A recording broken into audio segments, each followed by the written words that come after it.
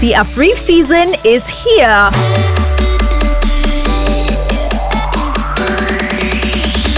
Experience 7 days of amazing film screening, educative panel sessions, masterclass, workshops, and global networking events. Join filmmakers and film lovers from all over Africa and the world as we discuss taking indigenous stories global from 6 to 12 November 2022 at Landmark Center, Lagos.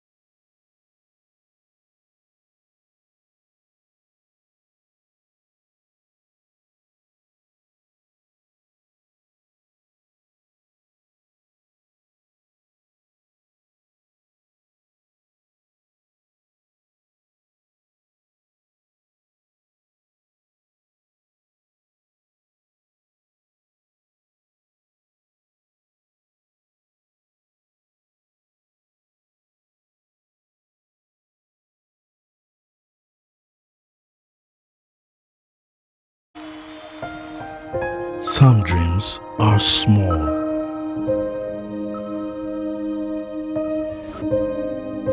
Some dream to go from place to place.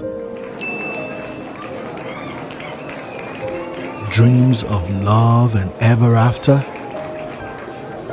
Dreams and sacrifices that builds the future.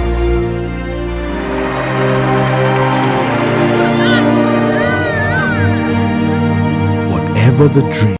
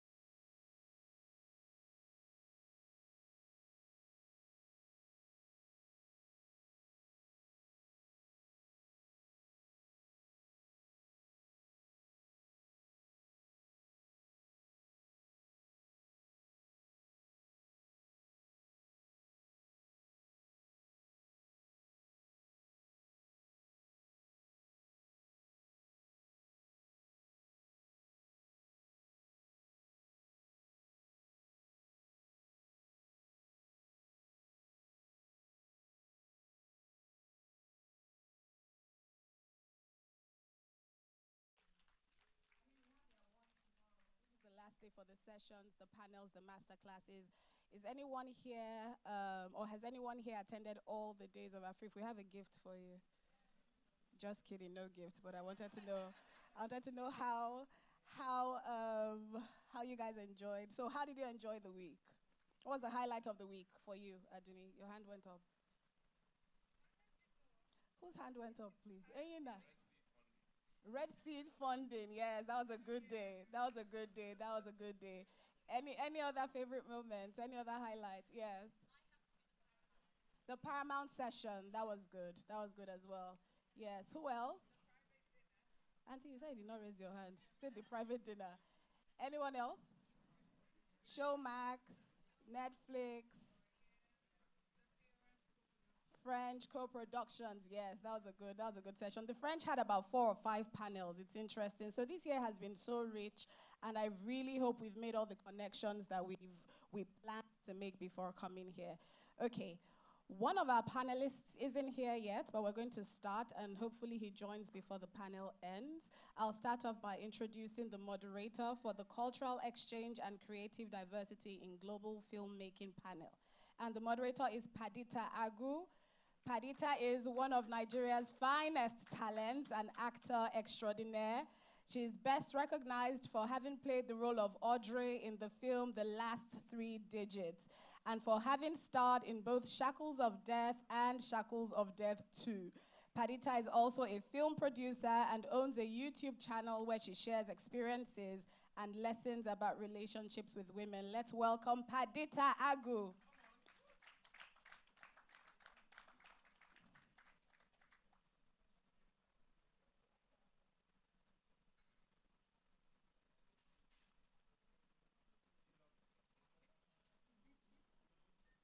She's on YouTube. She's not on YouTube. She's here. Padita, you're welcome. Please let's give her a round of applause. Next up is Ben Amadasun. Ben is the Director of Content in Africa for Netflix. No, I'll skip that part. In his role, he nurtures key partnerships and drives the licensing strategy across Africa to support Netflix membership growth and streaming rates on the continent. Prior to joining Netflix, Ben was the Senior Vice President and CEO of Econet's Kwese Free TV, working across the borders of various sub-Saharan African countries. Today, Ben is responsible for the rapidly increasing African content on Netflix. Welcome, Ben, and thank you. Next up, we have Hamisha Dariani Ahuja. Hamisha is an Indian-Nigerian businesswoman, actress, film producer, and film director.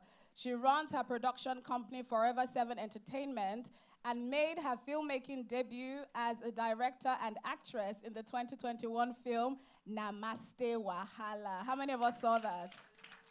Yes. And Namaste Wahala was a cross-cultural venture of the Nigerian film industry, Nollywood, and the Indian film industry, Bollywood. Hamisha is bringing to the big screen Nollywood superstars in an effort to further promote the partnerships between the Nollywood and Bollywood film industries. Let's give her a round of applause, please. And next up, we have Moses Nwang. Moses is a multiple award-winning Nigerian film director, producer, editor, and screenwriter, best known for classic films in the Nollywood mainstream that speak to societal ills and nagging life issues rarely documented in Nigerian movies. Moses' first outstanding recognition came in 2012 when he directed and produced the psychological thriller Torn. With multiple nominations, awards, and recognitions bagged from that movie, he went on to direct and produce other hits, including but not limited to Cold Feet, Alter Ego, On Royal, Merry Men 2, and just recently, Lockdown. Let's give Moses a round of applause. And last but not least, Zulu Moke Oyibo. Zulu is a Nigerian film executive and producer. In 2010, she co-founded Inkblot Productions, a leading film production company in Nigeria. As one of the highest grossing film producers at the Nigerian box office, she has produced and executive produced over 14 award-winning films since her first feature in 2015, including Wedding Party 1 and 2, New Money, The Blood Covenant, and The Perfect Arrangement, amongst others. Zulumoke is also the convener of IWIF, an initiative to tackle social, ethical, and professional issues affecting women in film. Let's give Zulu a round of applause. Okay, over to you, Padita. Thank you very much, Tracy.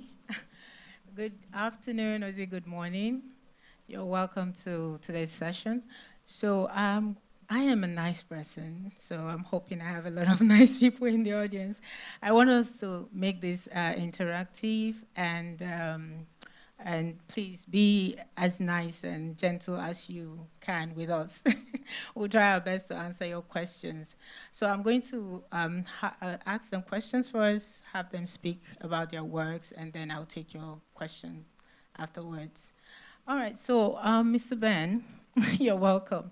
Thank you. So my first question is, I understand that your office is in Amsterdam. So as a Nigerian, I'm wondering why not in Nigeria? Because there are other platforms that come to Nigeria from the Western world and set up their offices in other countries, other African countries, and not Nigeria. So why don't you have an office here?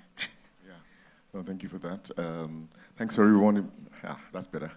Good to see you all. Good to see some very familiar faces. Welcome, and yeah, I'm really grateful to be here and representing Netflix in my home country. So it's a real pleasure to be here with all of you.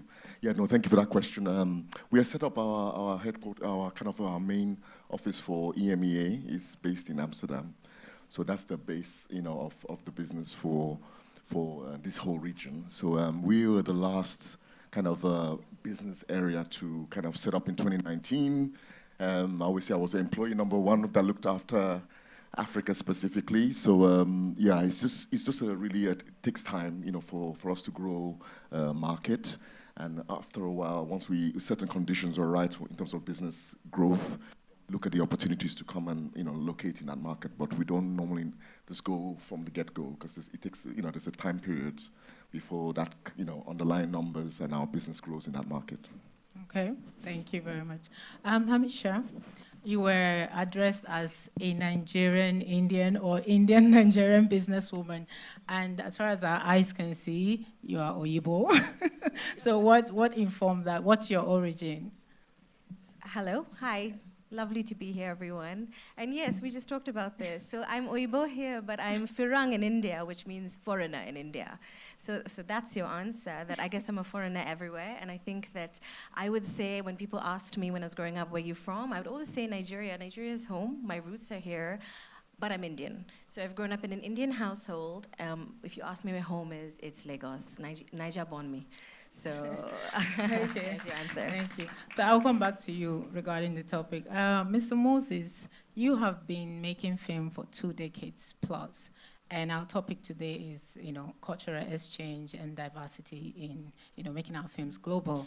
So how have you integrated that in your storytelling as a wholesome filmmaker? In that regard, I mean being a screenwriter, a director, and an editor. Thank you. Hello, guys. I'm happy to be here.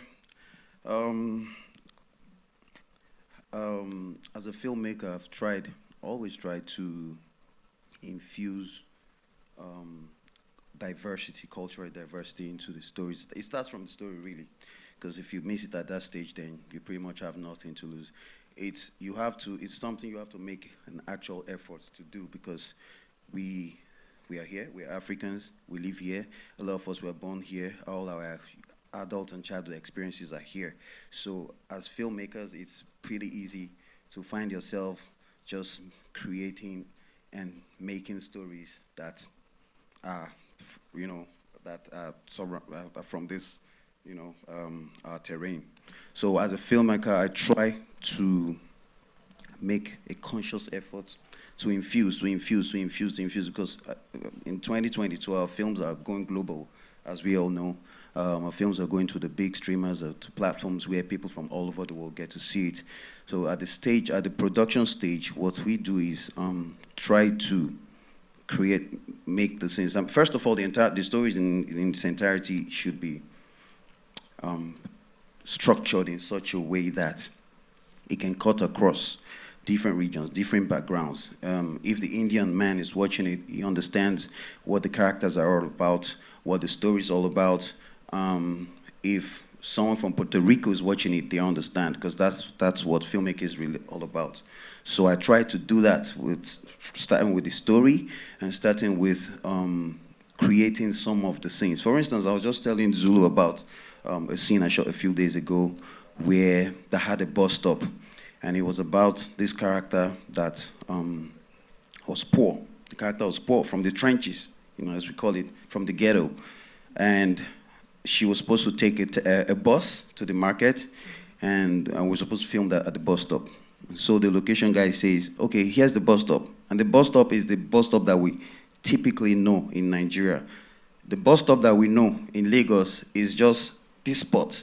And when a bunch of people decide that this is our bus stop, that is their bus stop. It doesn't have to be the official bus stop. It's just where people living around this area have decided to gather to take buses to wherever destination we're headed. So I said, no, this is not a bus stop. And I know very well that Lagos State government constructed bus stops all over, like actual standard bus stops that look like the bus stops we have in the UK or in the US. And I looked across the road, and there was just one across the road. It was really nice. It was big. It was huge. He had the signage of the bus stop, and I'm like, that's the bus stop we're filming. And he says, well, these people are from the ghetto. How did they go from... The character. How did they go from living in the ghetto to going to a bus stop that looks really nice? And I said, bus stop is the bus stop. If you film here, if you film the scene here, then Nigerians will understand that this is the bus stop. But then people out there all over the world, since our films are going globally, won't. They'll just be like, why are they standing on the road to get a bus? So this is just an example that shows how we should make a conscious effort to make our content internationalize our films, make it global, make the understanding of it and the comprehension of our stories and our film global. And it's scene by scene. It starts with the story, create a story that cuts across, and while filming it, make sure you don't miss all those little situations that will box you in and just make your film understandable by just a few of us. It should be international. People should set their eyes on that scene without even the audio and understand what's going on there. So that's it. Thank you very much. Ms. Zulumoke, so from your name, you are Igbo in Nigeria, but you've made films across the different cultures and indigenous languages in Nigeria, like Up North, Wedding Party, which is, by the way, the highest grossing film in the box office in Nigeria. A round of applause for that. At a time, which one is it now? Omogeto. Omogeto, right. But let's give it up to the first queen, please. Okay, so what do you think, how do you incorporate these cultural differences in your story, and what is the impact, you think? Well, thank you. Thank you for the question. Thank you. I'm happy to be here at AFRIFF. For us at Inkblot, I believe that we are, first of all, very wholly Nigerian, right? Mm-hmm. As you know, I have two partners, and between ourselves, we're Igbo and Yoruba. I'm married to someone from Rivers State. One of my partners is married to someone from Delta State. Okay. So already we have like a more holistic view of what kinds of stories we will tell pertaining to culture. Up North was very interesting for us to do. We went to Bauchi to shoot that in the middle of insecurities and all of that, but we got there and we saw that it's the way you hear about a lot of stories about insecurity in places, but people are still living there. There's still life there, right? So we went there and we were able to shoot. They have such lovely vistas and all of that. And by the time we were done and the film was out, a lot of audience members spoke about how, oh my goodness, is this Nigeria? You know, is this country? You mean we have this here and we don't explore this? And so it became a question for a lot of people individually that, you know, we should actually tour around our own country. So that has helped us. And that is, you know, an objective of ours, to always portray the best side of cultures, the best side of our relationships within ourselves. And, you know, you also mentioned Wedding Party. We shot Wedding Party 2 especially. Aina, shout out to you. He was the Nigerian, you know, the groom, and then there was a bride from the UK and her family as well. And just showing that, you see, the thing with stories is themes are universal. So love is universal. Everyone gets married all around the world, but how do they get married? Yes. What is interesting? And that's what makes it interesting for people, that, oh, this is how we do it in our side. How do you do it where you're from? Right. And so just putting that together and, you know, showcasing it for people to see, it drove a lot of talkability around the film. You know, the world over, I mean, Ben is here, it's on Netflix. You know, there are a lot of films on Netflix that have your Indian film as well, Namaste Wahala, Indian-Nigerian film. All of these drive talkability amongst, you know, cross-culturally. So it's really good for filmmakers to always have in mind that there are cultures outside of ourselves that we can always explore and tell wholesome stories about. It would always travel because, again, themes are universal. So it's just making it interesting and entertaining for people, which is the bottom line. Thank you very much. Okay, so Mr. Ben, in Nigeria, before now, we've consumed a lot of foreign, you know, content, to the point where it almost influences our culture, our behavior, how we think, you know, things should be done, how the kind of movies we should make, you know, being westernized or either. And then we have the Indian, like most of our young youths almost speak India, they speak the language just by watching this content. We now have Korean content. Young ones are learning and speaking just by watching this content. And I understand that Netflix's main goal is to show the world through filmmaking what it means to be an African. So what are the plans that Netflix has on ground to actually, you know, create a cultural collaboration, you know, between Africans and other, you know, countries? Like you are the content director of Middle East and then Africa. So what are the plans to create, you know, a collaboration so we can do a bigger project and so that we can also, you know, feed them our content so they understand what our culture is like. Hopefully they speak our language. No, great. Yeah, look, we believe that great stories can come from anywhere and be loved everywhere. So we know in Africa we have an amazing tradition of great storytellers. And that's something that Netflix wants, you know, for the creators we meet and we work with in this market to be able to tell those stories, to be authentic as possible, to actually, you know, we don't want it to be westernized. We don't want those stories to feel like they're not authentic, like Moses was saying. You know, it's got to be authentic to the country, and the more authentic the storytelling is to that culture, the more we see that it actually has impact locally as well as internationally. So that's one of the most important things for us. You know, those locally relevant, you know, issues and topic matters that are discussed in some of our movies and the stories, they really have an impact and they really travel. So we've bought so many titles, we've licensed, and we've commissioned titles the last 2.5 years. You know, they've been very impactful. So if you look at the recent title, which was Anikulakpo, which we launched a few weeks ago. I hope many people here have seen it. But that was very, what we used to call like a village movie, but heightened in terms of how it was produced, production values, just the way the story was told. We gave feedback to Kunle, and it's like, it's a bit slow, like on what do you call it, streaming services. There are a lot of options available on streaming services, so people really come in. If they don't like a title, within a few minutes they're out. So because they've got options, they're not coming to a cinema where they sit and they bought their popcorn, so they've got to just last a bit longer.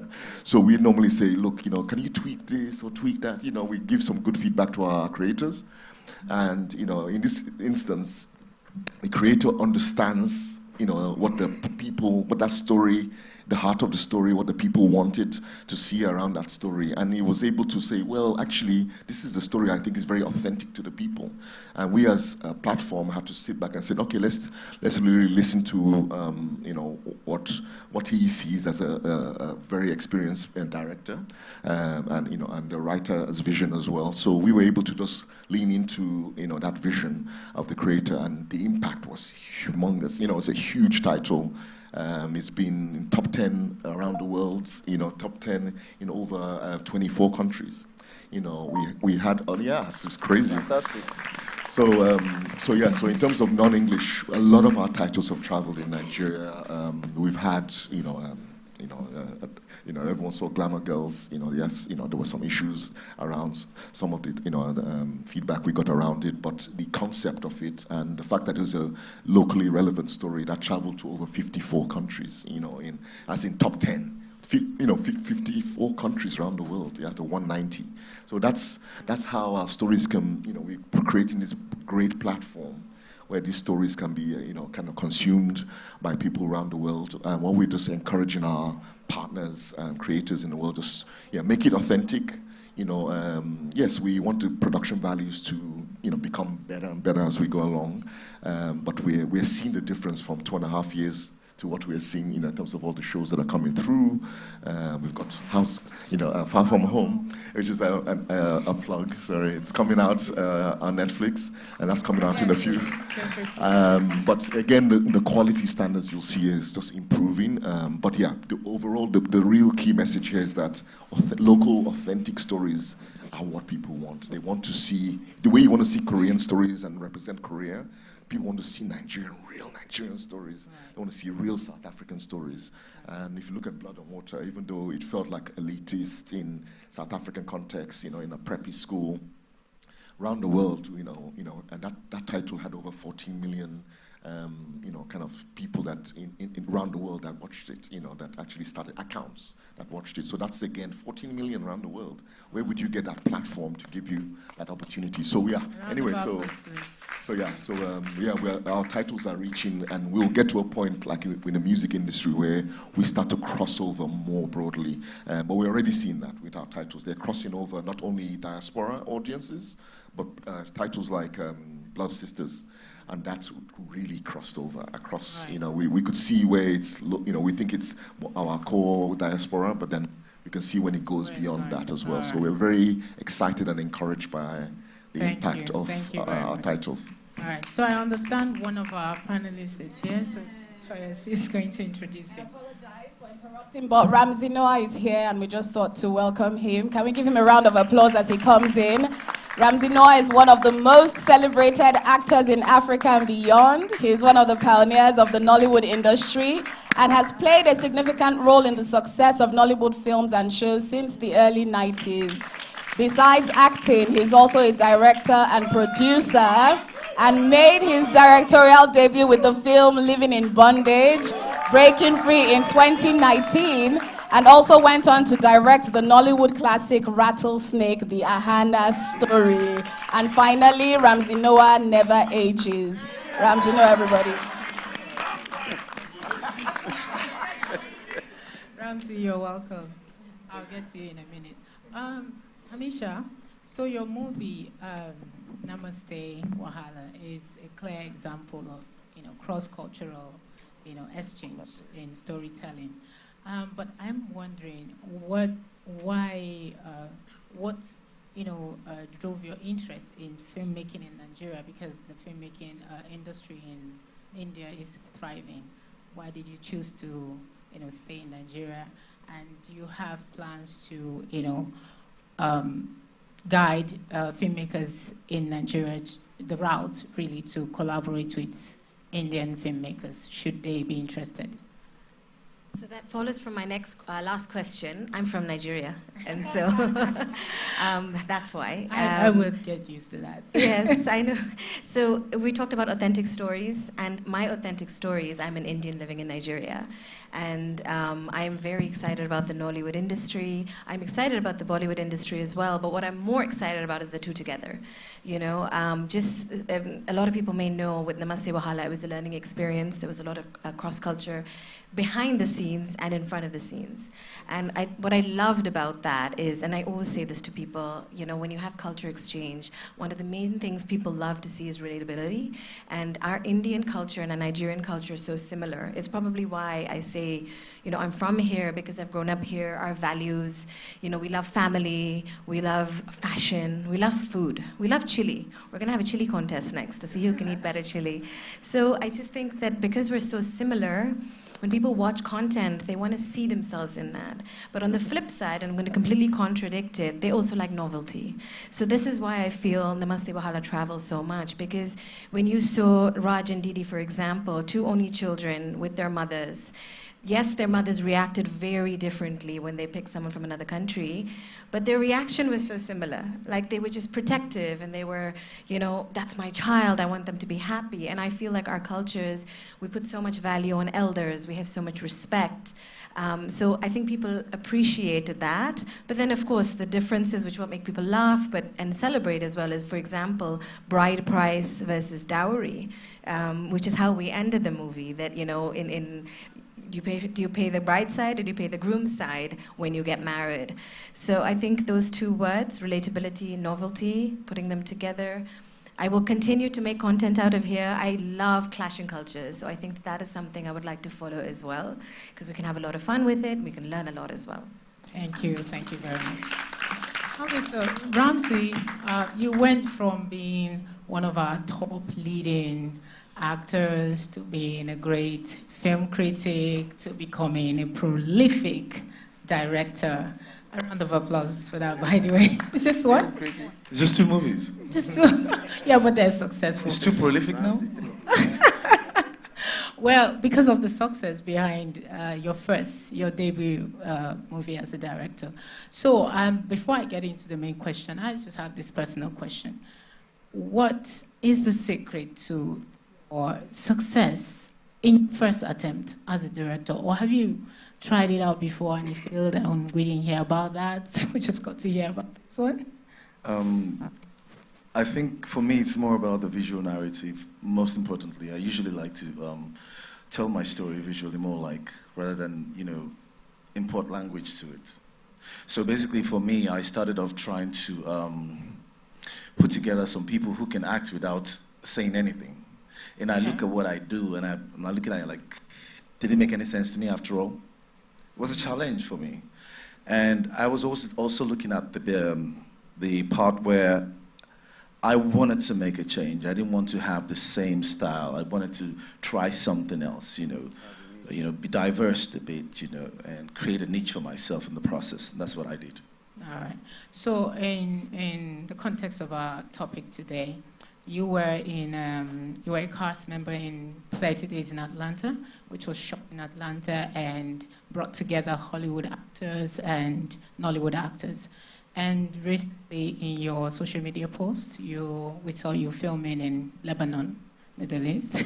So, what was the experience with the other cultures as an actor and as a filmmaker?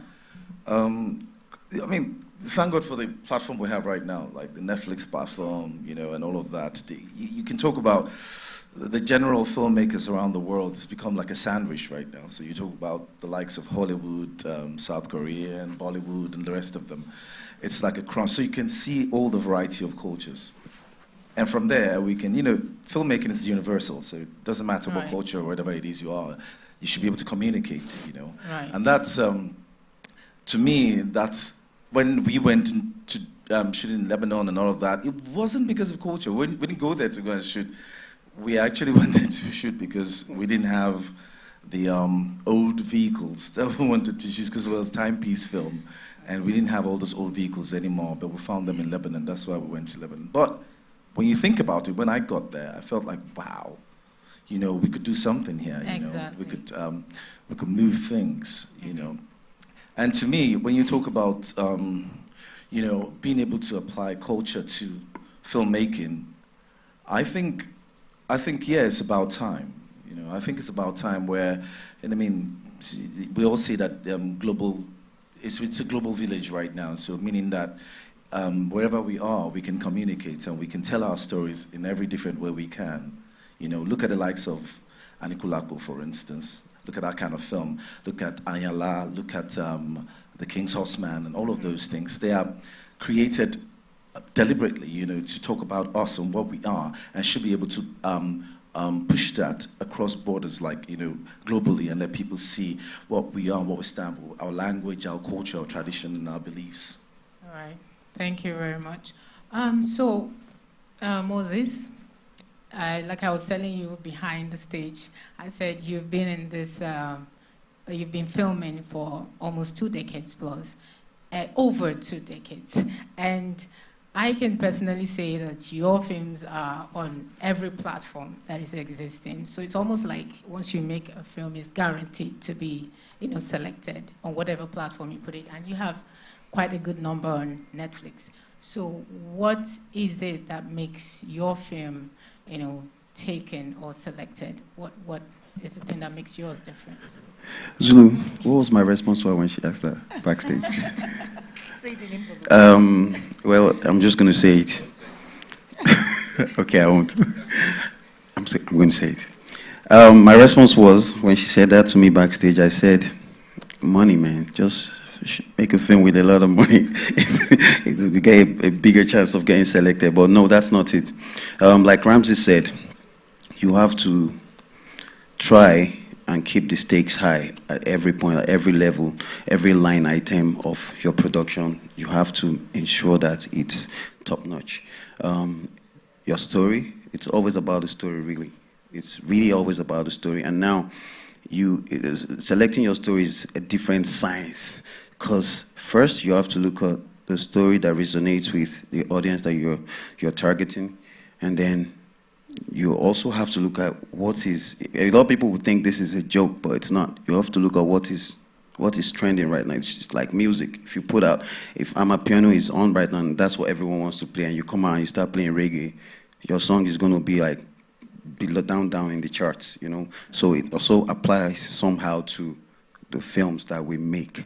What do people want to see right now? What kind of stories are? You have to put that into consideration, even though it's always great to carve a niche and to create a path for yourself as a filmmaker and just make the films you want to make. But you always, because you do not exist in isolation, because you exist in an industry, you have to look at what's happening. What do people want to see? If you're a commercial filmmaker, this is very important. What do people want to see? What were the last 5 big films, successful films? You know, put that into consideration. And of course, your casting. I know a lot of people feel like filmmakers in Nigeria always focus on a particular crop of actors, but it's because, again, people, that acceptability thing is huge. We make films with monies. Filmmakers, it's raising funds for film is like, you know, it's a task. You know, it's not something I want to go into right now. But again, when you do that, it means this ROI has to come back. So that's in your mind as you're making this film. So you are really, really boxed into all of these factors: the ROI, the kind of stories that you feel people want to see, and of course your own ideologies as a filmmaker and the kind of films you want to make. You have to put all of these together and draw a parallel and then decide what's best. So that's what I've been doing over the years, just trying to give first. Is the audience. It's always about the audience. Right. You know, for instance, I like to make action films a lot. The earlier days of my career, the earlier years, I mean, I focused on action film. But here's a lesson I learned earlier on. I made this film titled Chase. Chase was Ramsey was Ramsey was in it. We shot guns every day for maybe 3 weeks. It's, as the name implies, it was full-blown action.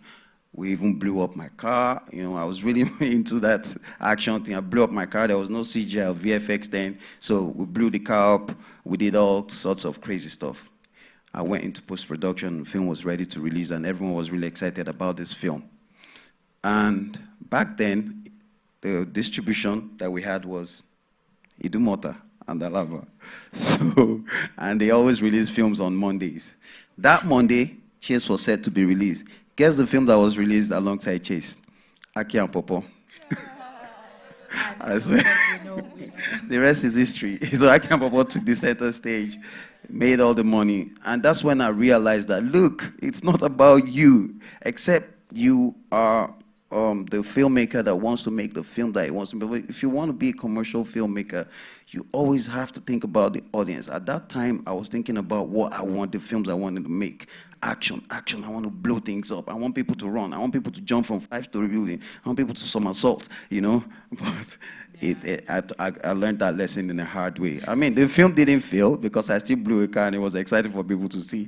But it took me 2 weeks of taking the backseat for Aki and Popo to shine, you know, and that film is still shining till today, you know, so yeah. That's the thing with good films, that has good value.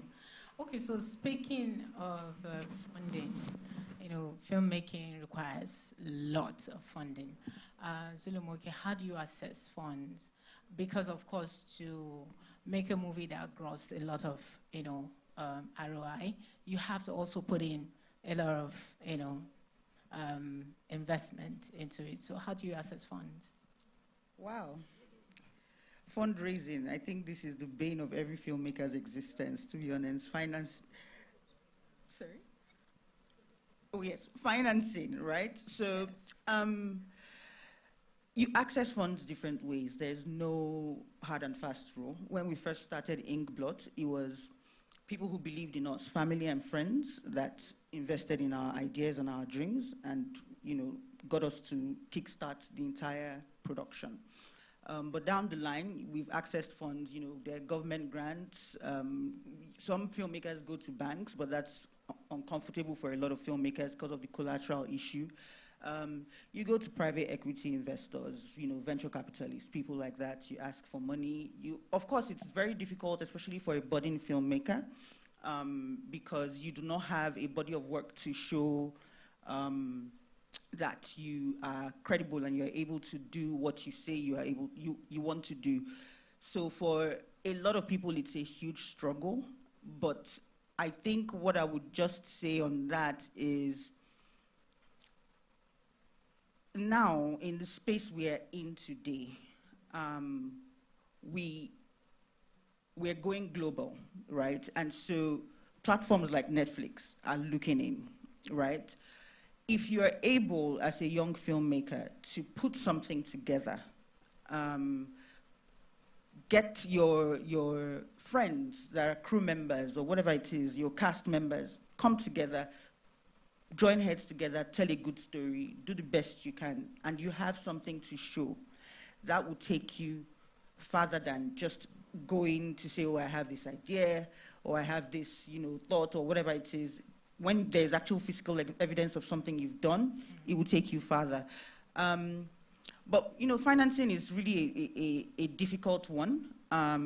We're looking to have more studios, you know, come into the space, to invest in the space. And that would continue to, again, that continues to expose us to bigger ideas, continues to expose us to knowledge transfer, continues to expose us to cultural exchange, you know? Yes. And that way we are able to just be better. We're able to receive, you know, the best of that world, and we're also able to give the best of our own world. Okay, thank you very much. Okay, so I'll just ask Mr. Ben 2 last questions, and then I'll come to take your questions. All right, so Mr. Ben, still on finance.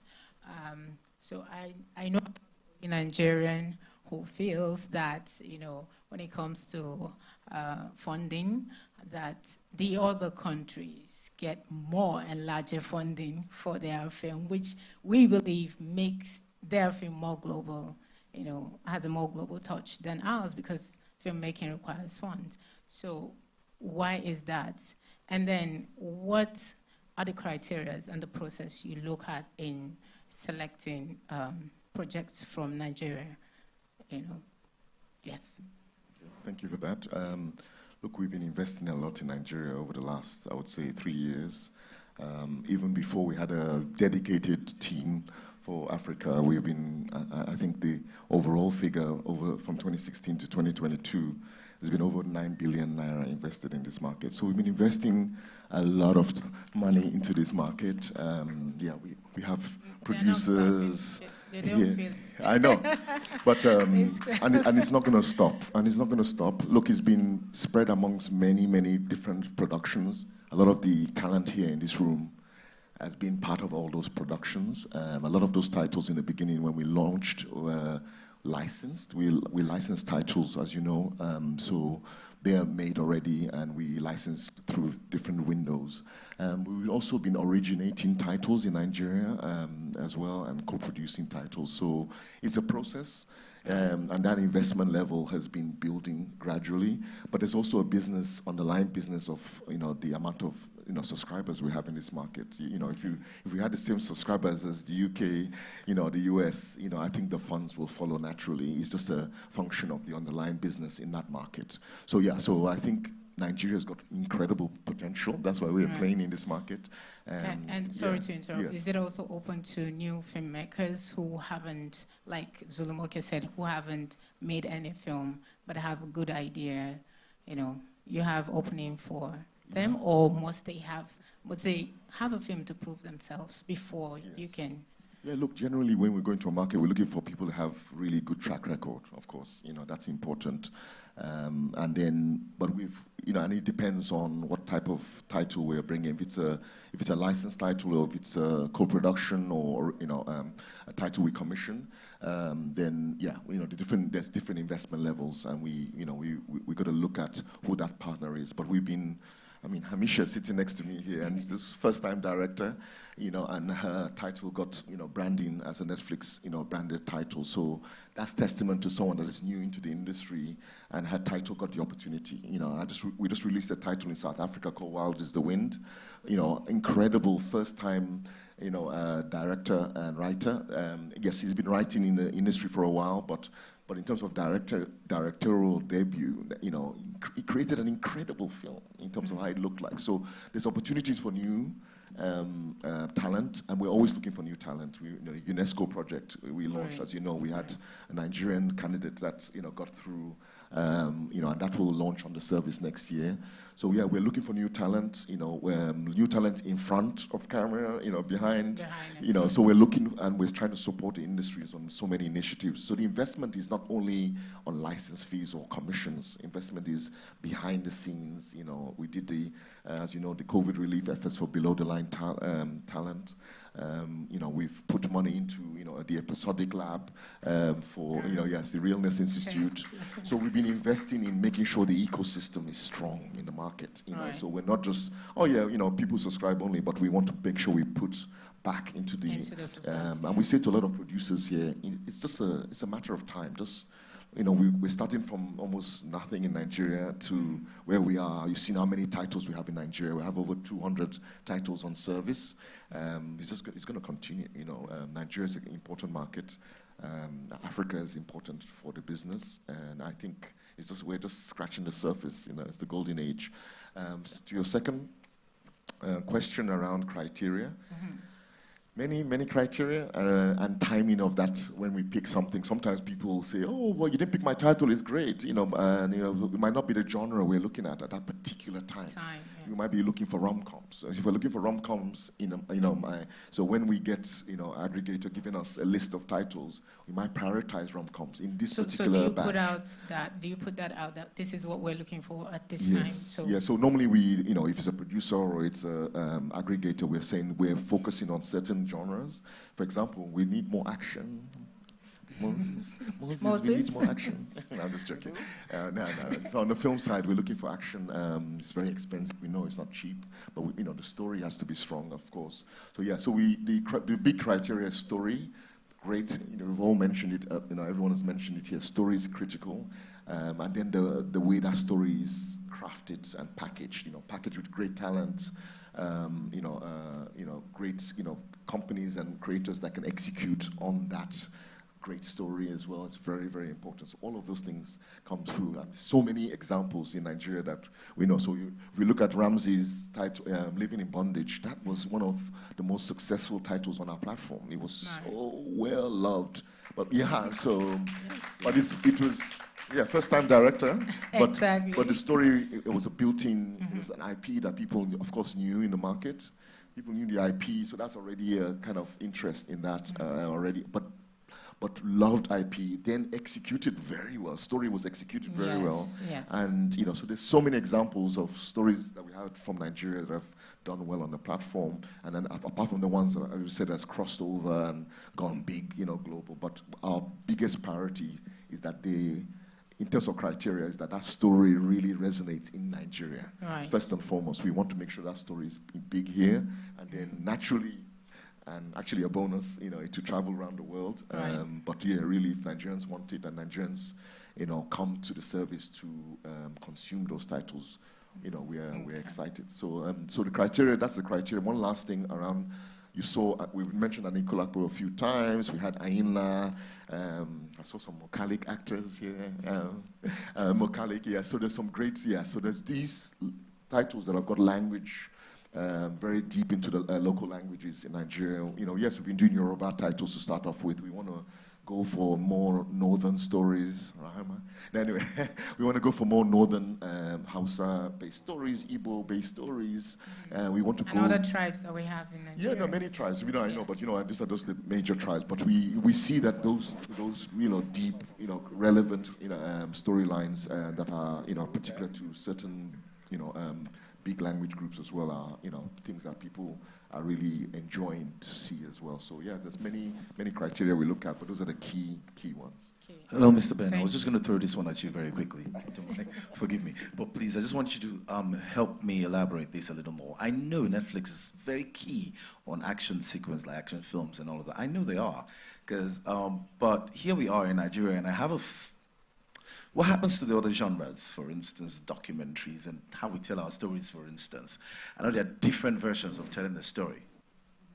Let me pick a film from Netflix, for instance. There is sort of like a documentary on Marilyn Monroe, and you see the way it was analyzed, the different angles to tell that story. It could be that's a documentary. And I know they can tell the real-life drama of Marilyn Monroe. You could tell also an action sequence if you wanted from that angle. Amina, for instance, there are so many angles I could tell in Amina's story. I could look at it from the same documentary style that they used for Marilyn Monroe. Would that not still fly if we tried that in Nollywood? 100%. It's just we haven't been pitched titles that I've seen anyway since I've been at the business where we feel that that kind of storytelling from a documentary, non-fiction point of view is there yet. But we're actively looking for non-fiction titles. Of course, we had Young, Famous, and African, which is more Pan-African type of offering, but that's really resonated. It did very well from a non-fiction point of view. We've tried a few documentaries. You guys know Skin, Marked. They're smaller scale, but there's real interest in seeing, factual related programming on a platform. We just have to really get the right, subject matter and the company that can execute that to the level that you've seen, when you see some of those big doc series or true crime series that we've had. So a title called Senzo, the murder of a soccer star, which we had for South Africa. One of my colleagues, Stendeka, was a producer on that before he came into the business. But but he's in movies. But he was part of producing a fantastic true crime documentary, which really resonated with South Africans and actually beyond. But the way it's told, the way the story is told to the audiences that makes it, impactful for us and loved. So so there's opportunities for that. We're looking for them. Thank you, Mr. Ben. All right, so we take questions now. Are there mics in the audience? Okay. So who's going first? Where are the mics? Who's got the mic? Oh, okay. So yes, just please go round and pick. So I think we should have one mic on this side and one on the other side, so we don't have to cross. Okay. Many thanks to the panel. It's been really insightful. You can't hear me? We can, yes, please. Oh, can you hear me now? Yes. Okay, yes. So many thanks to the panel. It's been really insightful. I have a question for Ben. Thank you so much for going into that area of unscripted. That's not a question that's asked often, so many thanks to Ramsey as well. I would like you to pretty much tell us a bit more about the genres of unscripted TV that you're looking for, because that isn't really explored that much here on the continent. You've got the reality series that you mentioned, but there's obviously a lot more in other climes. You've got cookery, you've got all sorts, right?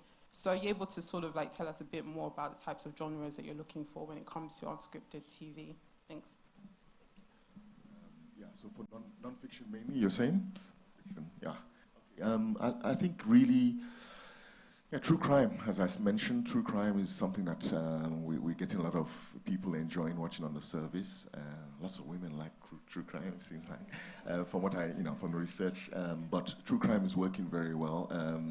Yeah, docu soaps, and docu-series, the work on the reality side, dating related reality shows are quite, people are enjoying that. So we're looking broadly. These are just a few categories that we're looking at, but really good documentaries on interesting, really, historical characters. And we had this title in Nigeria, as you know, called Journey of the African Colony. That was just, it was a really nice attempt. We want to get more of that, but, obviously, again, get more research or more rigor around the work that is done, because I know a lot of budget-related issues, but sometimes we just want it to be a lot more, more meaty in terms of what is presented to us. But yeah, we're excited about nonfiction, and we're seeing real, a lot of viewing on, you can see it on the top 10s around the world, that lots of nonfiction titles are reaching big audience. And I've got a shout out to Dubai Bling.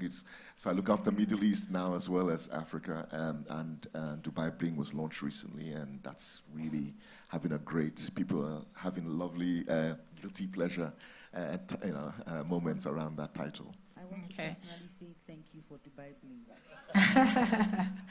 Okay, so Aina, please. Yes, Aina Wigwe. Ben, I feel like every question will be coming to you. Yeah, my question will be, as we talk about cultural exchange within Nigeria and across, is there any move to drive cultural exchange on the continent to encourage us to move as a unit and stronger as a bigger continent with co-productions, cross-castings? Like Nigeria, the uniqueness of Nigeria is because of the situation, the Japa mentality we have. We've always had that. So if we have 200 million here, we have probably more spread across the world. And we influence other cultures to see our films. So we have our strength in that.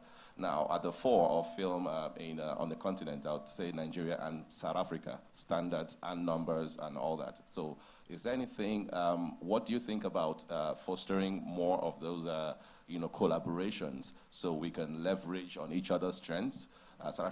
Pan-African, South Africans are not as widely traveled as Nigerians are because the system works, and they have a lot more subscription base because data is more affordable to the middle class.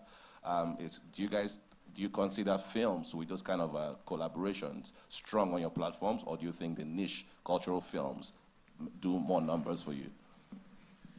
Yeah, look, it's back again to the story. It depends on the story. If it's an organic part of the story, it makes sense to find Pan-African opportunities around it. One house, please. One house. Lots of questions coming through. Toyose, I think we have enough time, yeah? Okay, yeah. Are we almost out of time? Yeah. I mean, you've been has been a product of one of our main titles, Kings of Joburg. Kings of Joburg, season 2. Sorry, another plug. Season 2 is coming out January. Kings of Joburg season 2. But Aina, as a Nigerian actor on that title, happiness was forever after. So that's so with these opportunities that come up, we've had Just in Time in Kenya, where there were some West African actors. We've got another title coming through, Disconnect 2. There were some Nigerian characters, a Kenyan production. So there's that Pan-African opportunities for talent. It's gone. And we're encouraging where it makes sense for the story. So that's the main thing, So we've got that mix. Tarina, I don't know. You were in Kings of Joburg as well. You coming in season 2? No, I'm joking. I know. Just kidding. But just seeing so much great talent here that has had these different opportunities. We've had some of our talent that have been on our South African shows, for example, that have obviously been on global shows. We've had in front of camera. So Pearl Tusi was, of course, on what's it called now? Queen Sono. But then she was on the the Kung Fu. Which one? Yes, Wu Assassins. Thank you, Wakadi. So our Netflix people are here.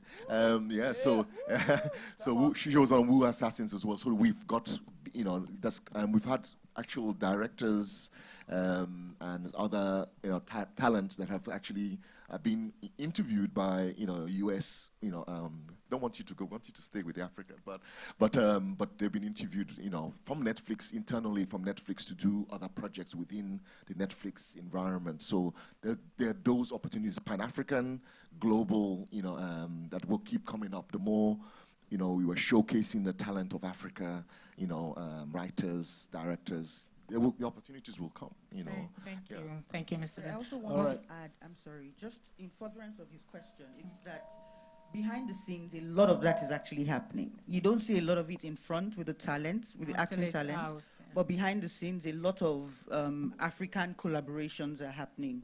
Right. Also, thanks to global, filmmaking, thanks to Netflix and other platforms that are in the continent right now. So yeah, it's happening, and I think it will continue to grow because, of course, funding is a big part of that, of fostering that, really. All right. Thank you for that information. All right, yeah. Who has the mic? Okay, please. All right, thank you very much.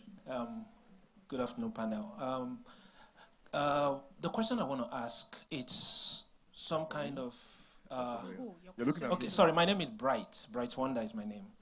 Okay, so, sir, I need you to help us clarify success, for a movie, because sometimes I seem to get confused, and speaking with a couple of filmmakers, there seems to be this kind of confusion that what really defines success for our movies. Like some of the references you mentioned, on Netflix. I mean, truth be told, Netflix have been doing a lot to support the industry, but now in terms of defining the success, I would like you to clarify, is it when a movie is top 1 in Nigeria and men global and all of that? Because sometimes we could have a film have a lot of backlashes, very negative reviews, and we'll hear it's a global success. But Squid Game is having that kind of global success, and it's not having that kind of backlash. Also, you have some other films,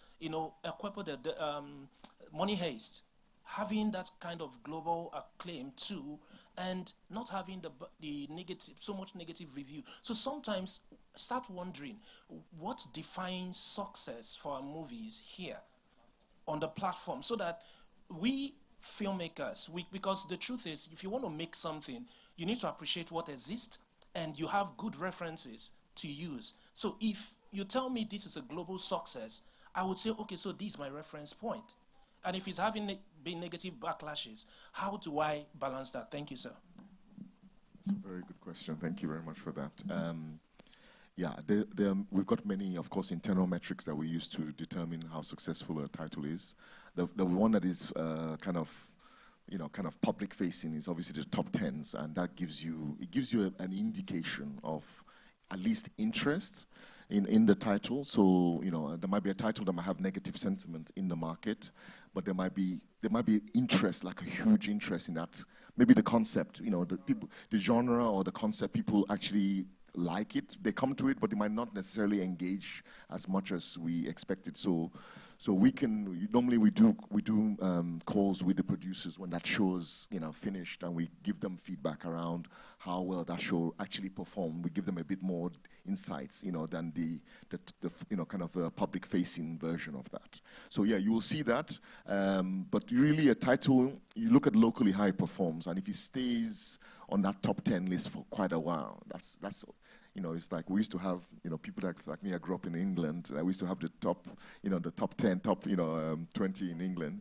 Top of the pops, who remembers that? So basically, you will see a title, a song would last, weeks and weeks, not at number one.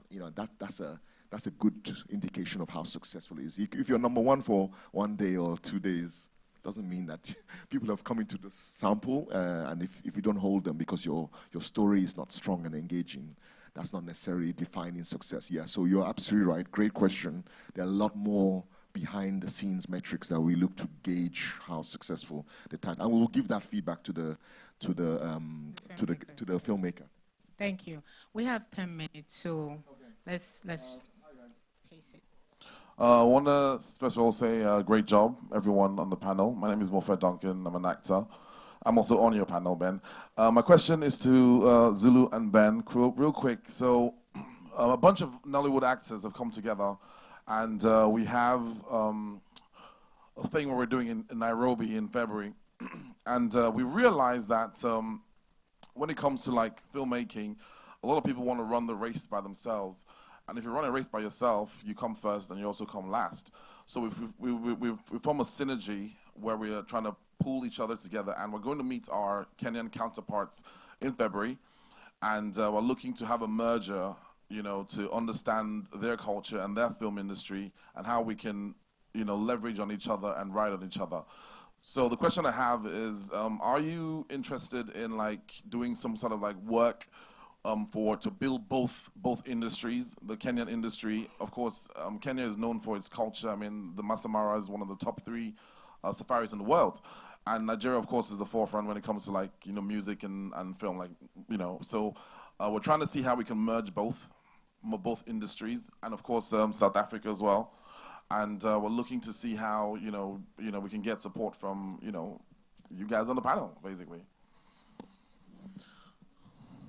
To Zulu and Ben, of course. Yes. Okay, thank you for that question. I think collaboration is the key to anything we're trying to do in filmmaking. And working with I believe Kenya has a developed film industry, Rwanda as well, South Africa. So those conversations they are having, I'm so happy to hear that they're going on. We at Inkblot, we also have conversations with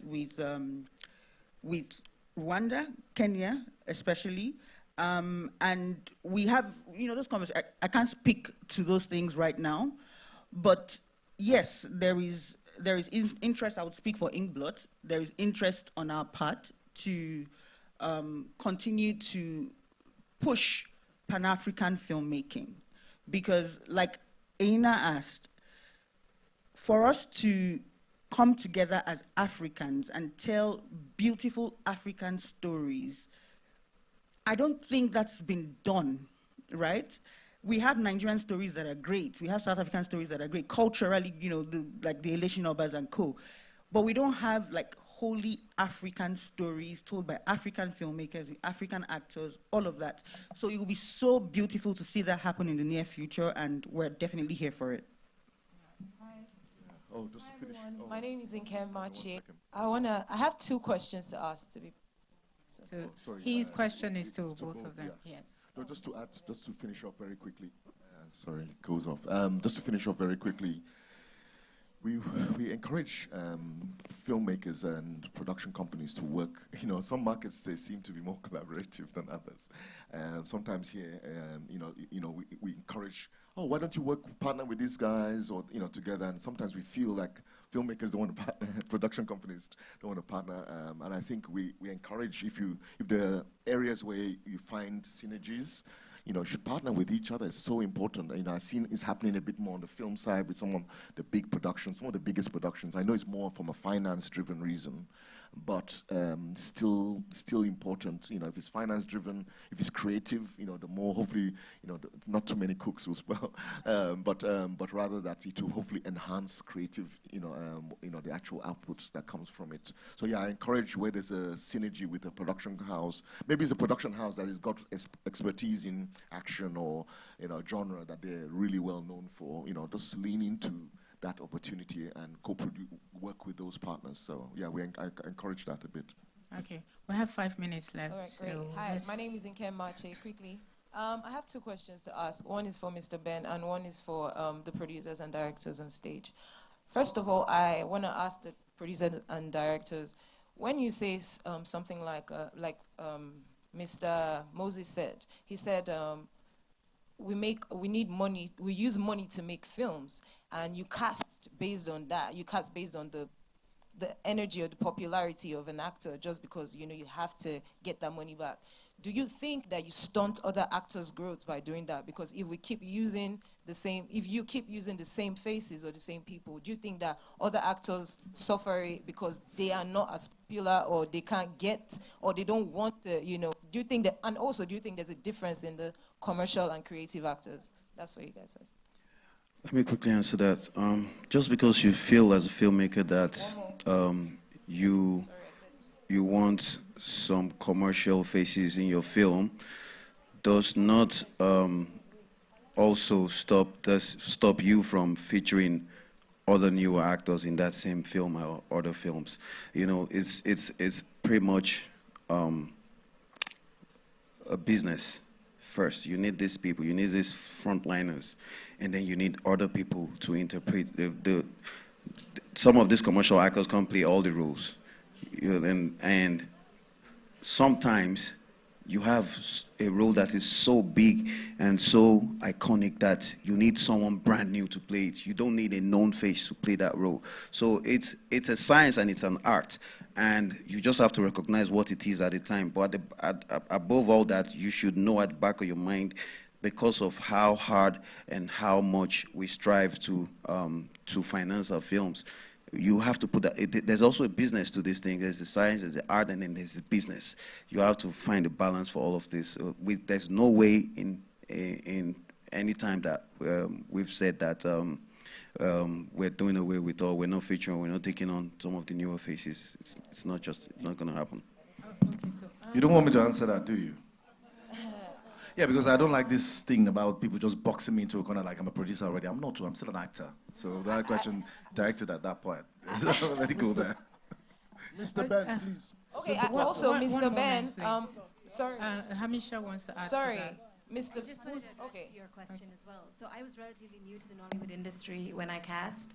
And to get that DD role, I think we went through countless auditions, and I'd actually never seen Inidima's work before. She killed the audition, and she got that role. Of course, we know Oga RMD is someone we love, and we knew he was that role. So I do think it's a balance, but Inidima killed it just at the audition with no previous knowledge, with nothing, and that's how she got it. So I think you need a balance for sure. One more also, Mr. Ben. One more. So can I just say, please, we've got blood and water. So you want to say something? Yes, our organizers, please, we're asking for 5 extra minutes, please. Our panelists are magnanimous to, give us more time. Thank you. Yeah, I know there's a lot of questions. It's fine. Basically, with Blood and Water, for anyone who's seen Blood and Water, the series, yeah, great, and also coming out November 25th. Then they can stop smiling. But basically, Ama, the main character, Ama Kwamata, yeah. So she was unknown. This is an original title, one of our second original title, and big investment for South Africa.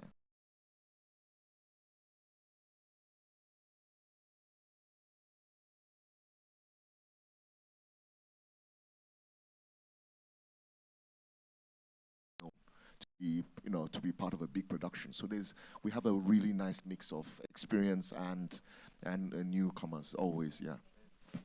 Also, sir, I wanted to ask, you spoke about genres in the film. I wanted to ask if talk shows were part of those genres.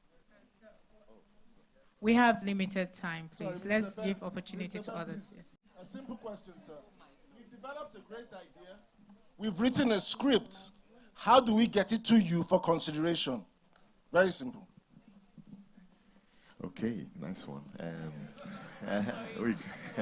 We get a look. We get a lot of pitches. That's normal. That's part of our day-to-day job. We've got a relatively small team. We're growing, thank God.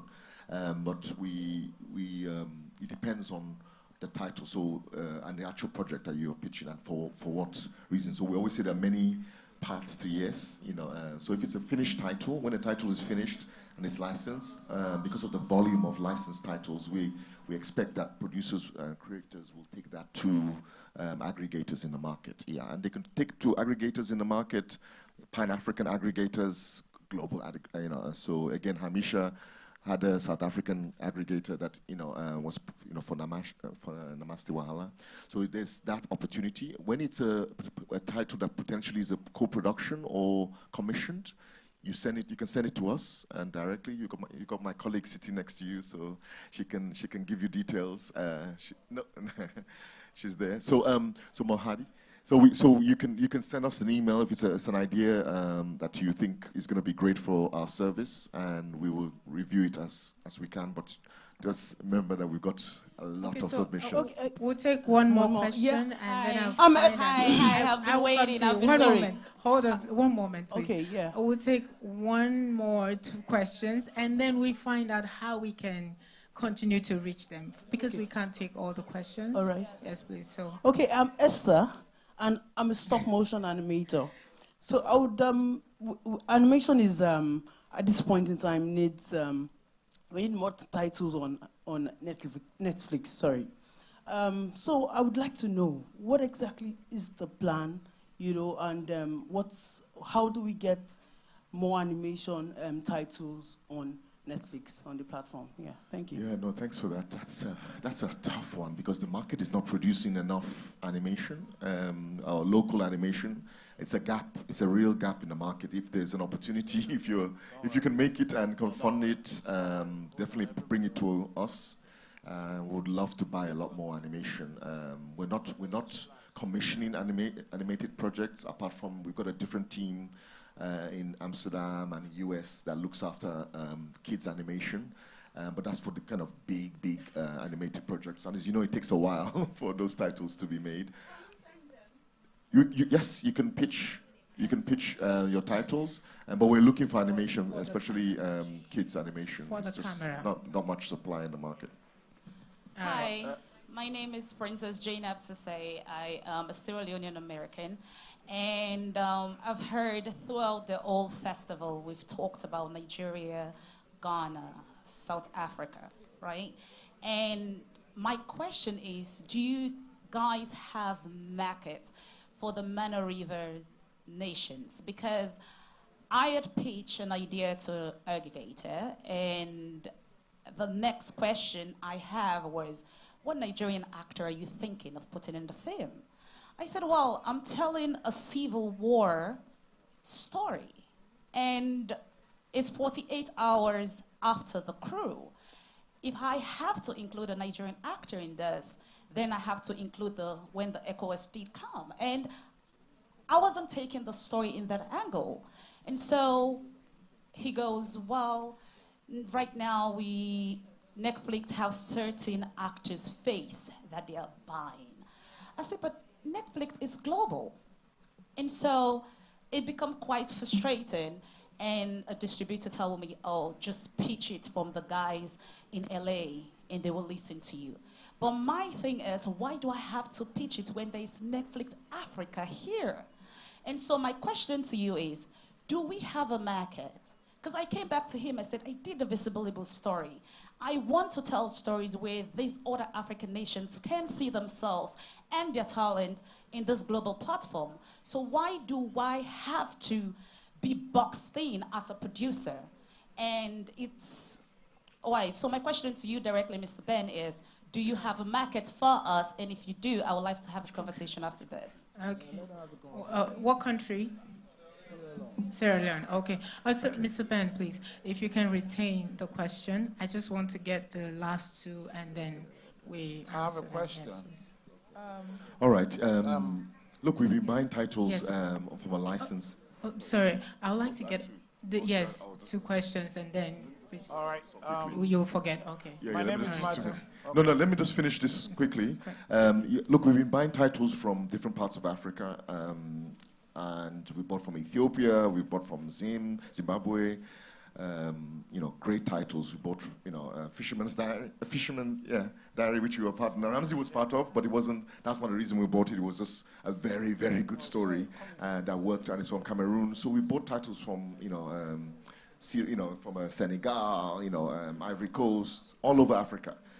Santana was a title, one of the first titles I brought onto the service, and that was from Angola, South African production. So the other parts of Africa represented. What sometimes we need also is that the underlying core market, there's a bit of also, audience, in that market. You don't want to present something in an auditorium like this, and so you're a band, you're playing in a band, and there's one person in the audience, really. It doesn't make sense if it's a small market and then we are buying titles and investing.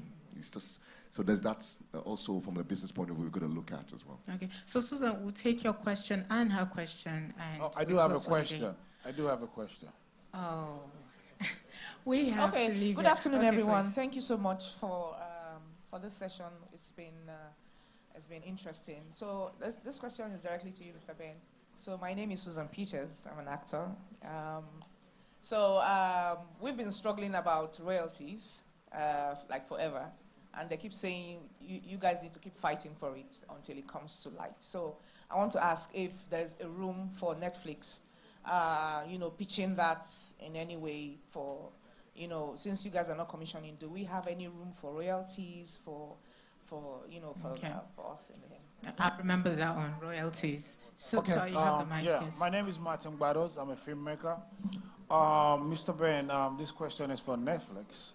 And I hear you talk about Queen Sono. I hear you talk about Assassin. And these are all awesome films and projects. And I know that those budgets don't come cheap. They're huge budgets, and those are Netflix commissioned. But I'm still surprised, as big as the Nigerian film industry is, those budgets do not translate to Nigerian filmmakers. I can stay here and say that Netflix is not spending as much as when it comes to production budget as they're spending in South Africa. That's not true. Oh, hold on. Let me finish.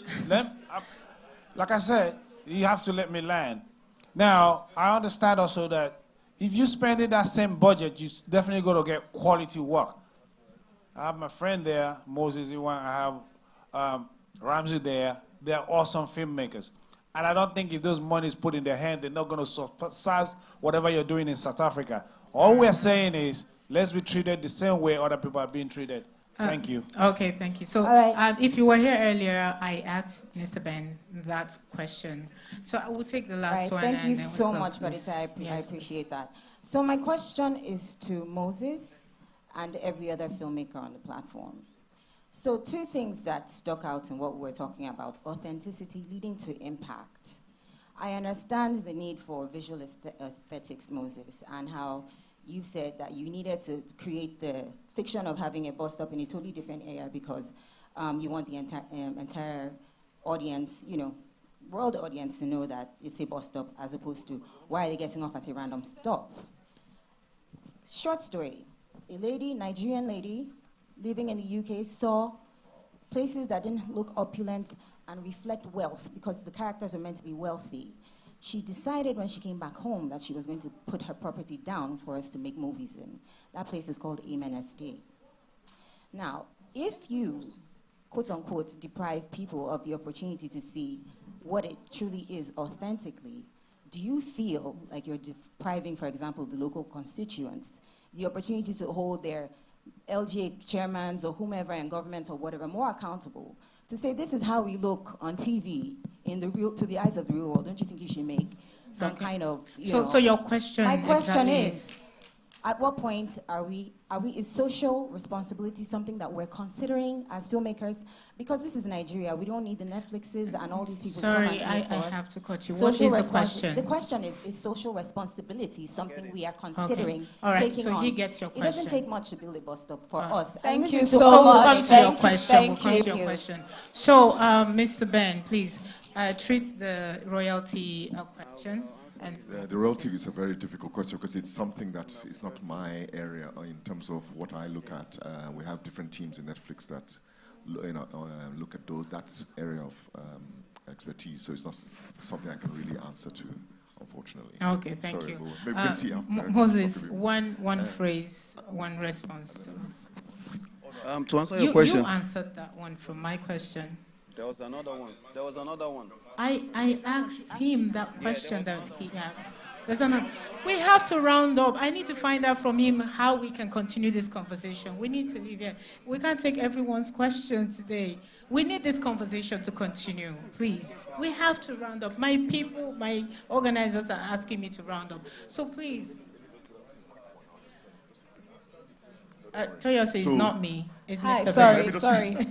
Okay, so that question, and then you'll be moving to the media wall for interviews, and then you can meet them outside to ask the questions. But we really have to round this session up to prepare for the next session. So can you answer that question in about 45 seconds? No, it's very quick, and then let the Thank guys you. answer the last one. Okay. Yeah, thank you. So basically, I just wanted to say that budget issue is we spent a lot of money on some big productions that we have. Some of the people here in this audience are part of those big productions. Far From Home, Blood Sisters. These are big titles for us.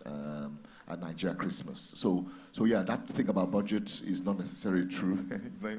Anyway, so yeah, thank you very much Moses, for that. Let me quickly answer the question. Look, as a filmmaker, as a film director, the first thing on my mind as I'm making my film is my story and how to best interpret it. I'm not going to be immediately thinking about my social responsibility. I'm thinking about my story. If my story aligns with what social responsibility we want to portray, then I would, by all means, portray it. But it has to be the story first. If I feel like I want my story to be expansive, to cut across for larger people to understand what I'm trying to do, that's exactly what I'm trying to do. It doesn't mean we're irresponsible. It doesn't mean we don't have other ways or other avenues of, being responsible socially. But the story first. All right? Thank you very much.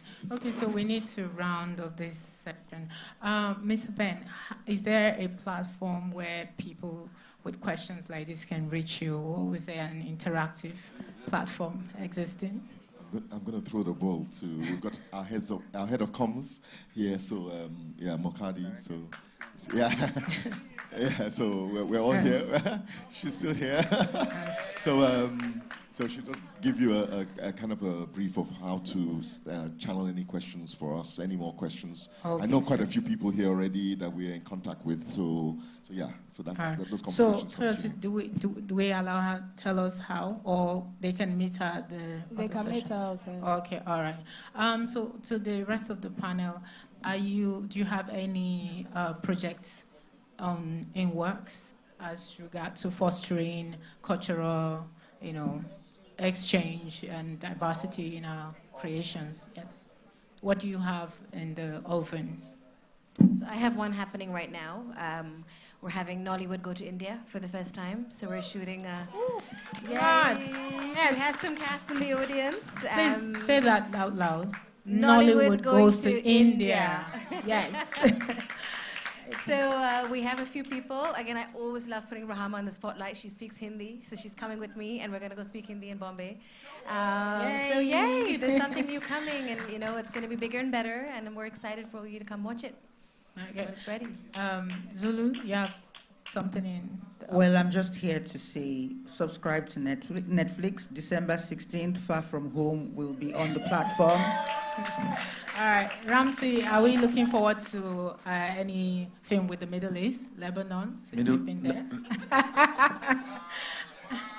Are we looking at any collaboration with that? I want to see us collaborate with. Yeah. I'm collaborating with Jaja Vokbobo. Okay, Moses, anything in the Yes, office? there's one coming up. It's a franchise that you all know. It's called Merryman 3. It's going to be shot in Nigeria. It was originally supposed to be shot in Nigeria and Russia. That was the plan before the Russian war, Russia-Ukraine war started. So we're still going to go there. Ramsey still insists that we still go to Russia. Ramsey says we should still go to Russia and see what we can do.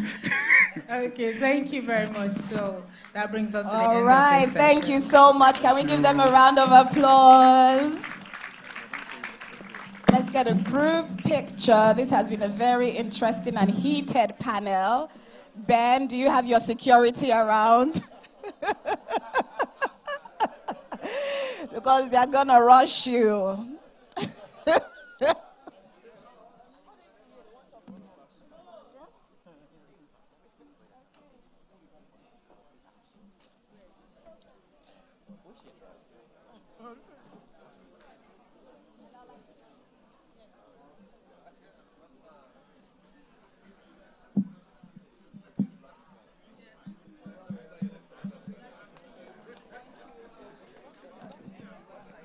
The next panel is the Anikulapo panel, starting shortly.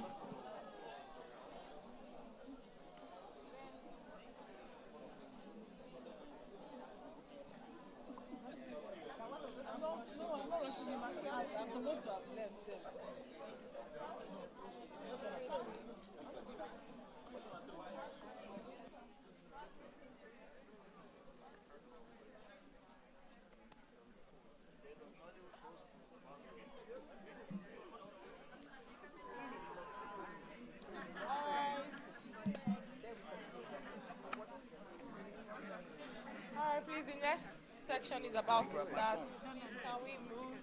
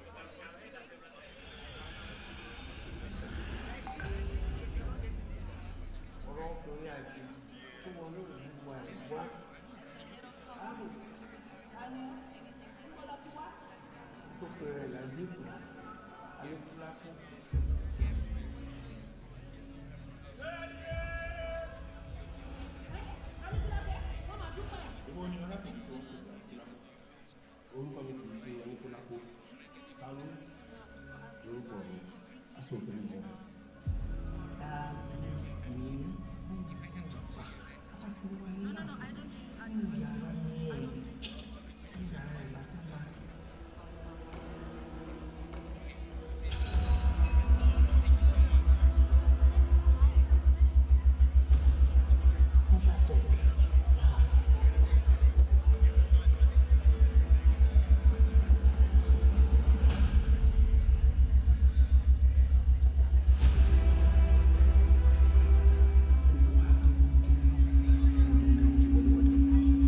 One.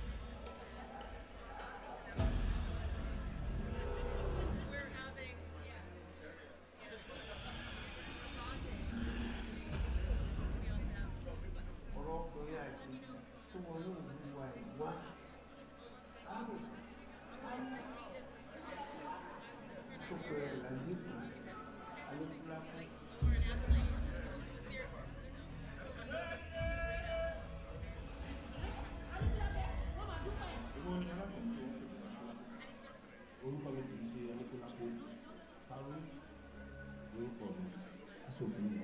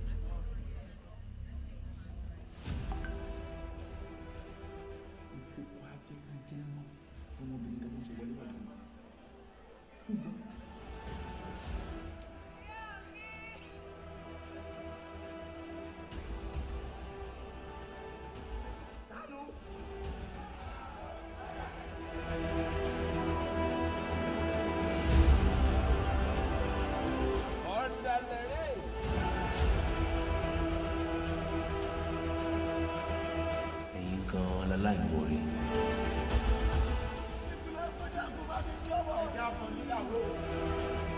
Nípa mo ní ó mọ̀ràn ọmọkùnrin ṣe.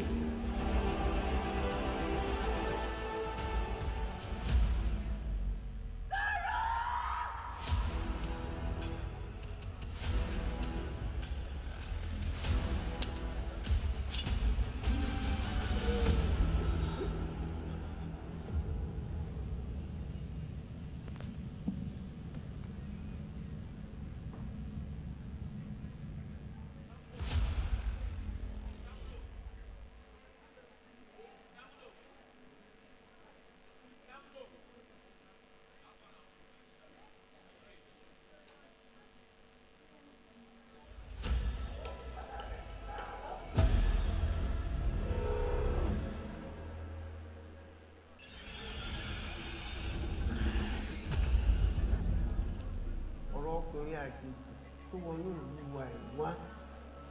Arábìnrin. Àníọ́, ń bọ́lá tó wá tó pèrè ládìkù aníkúlákó.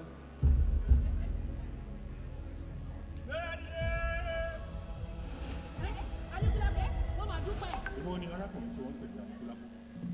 Orúkọ mi kì í ṣe aníkúlákó. Sáró lórúkọ aṣòfin ni wọ́n. Kábíyèsí tábà ti wáyé láàfin nínú yàrá wọn nínú yàrá rẹ̀ láti ń bá yín.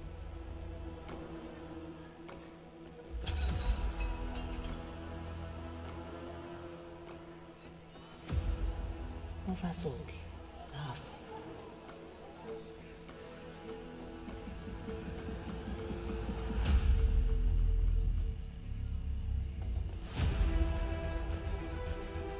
Ìkòkò ajẹ́gunjẹ́rán fún ọmọbìnrin tẹ́gbọ́n ṣe wọléwọ̀de wọn. Ṣùgbọ́n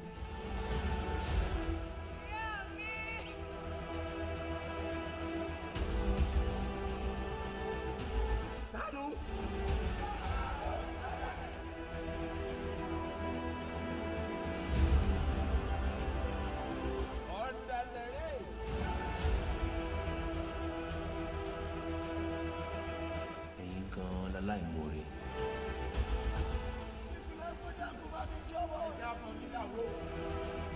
Nígbà mo ní ó mọ̀rọ̀ ọmọkùnrin sí.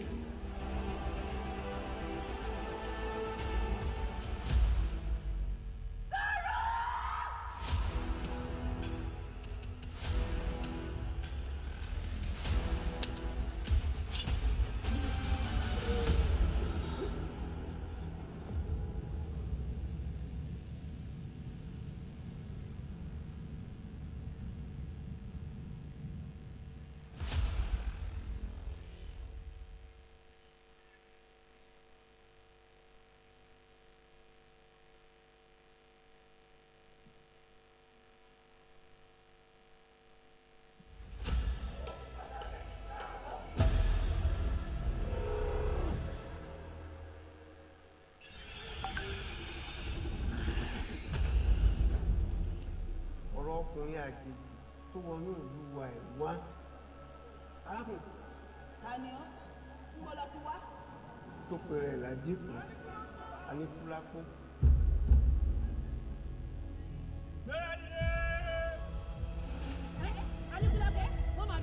Èwo ni arákùnrin tí wọ́n ń pè ní aníkúlákó? Orúkọ mi kì í ṣe aníkúlákó. Sáró lórúkọ mi aṣòfin ni wọ́n. Kábíyèsí tábà ti wáyé láàfin nínú yàrá wọn nínú yàrá rẹ̀ láti ń bá yín.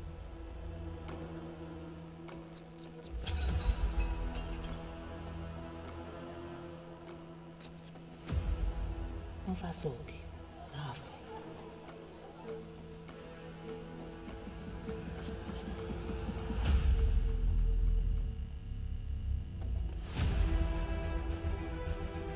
Ìkòkò ajẹ́gunjẹ́rán fún ọmọbìnrin tẹ́gbọ́n ṣe wọléwọ̀de wọn.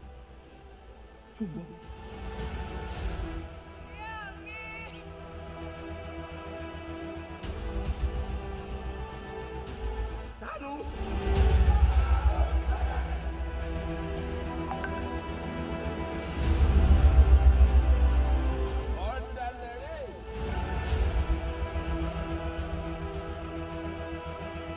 ẹ̀yin gan-an láláìmoore.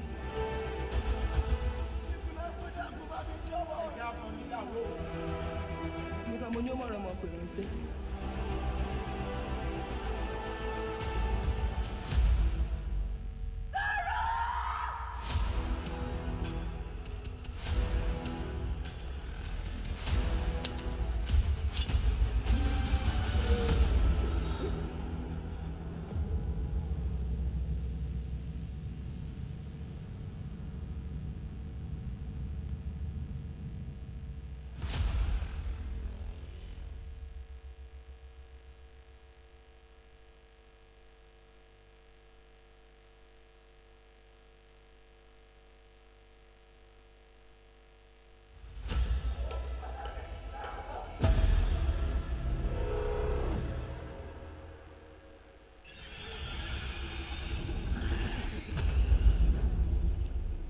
ọkùnrin àjèjì tó wọnú ìlú wa ẹ̀ wá.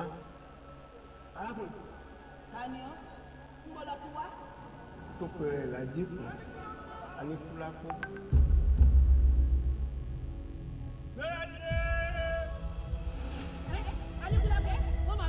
Èwo ni arákùnrin tí wọ́n ń pè ní Aníkúlápó? Orúkọ mi kì í ṣe Aníkúlápó. Sáró lórúkọ mi. Aṣòfin ni wọ́n kọ.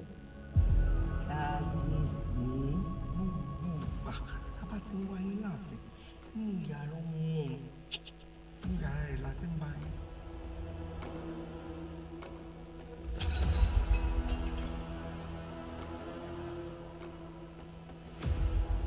Wọ́n fà sókè láàfin.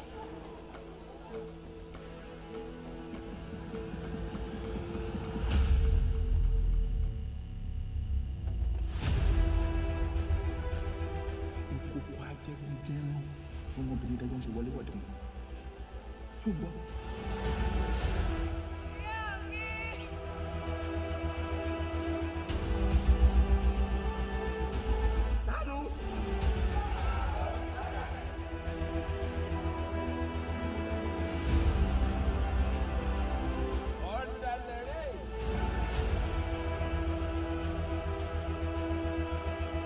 Ẹ̀yin gan-an láláìmoore.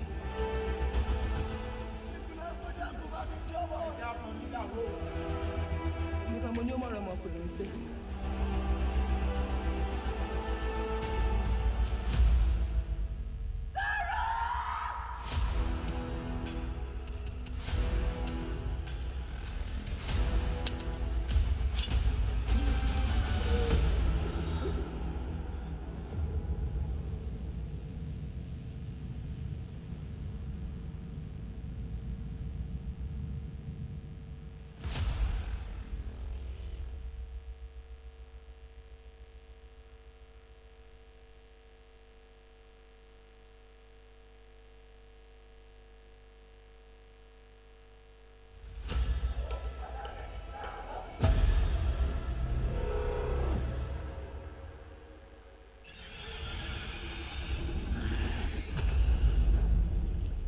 Ọ̀rọ̀ ọkùnrin àjèjì tó wọnú ìlú wa ẹ̀ wá.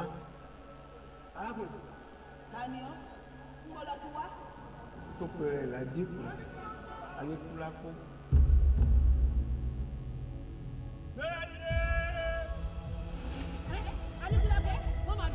Èwo ni arákùnrin tí wọ́n ń pè ní Aníkúlápó?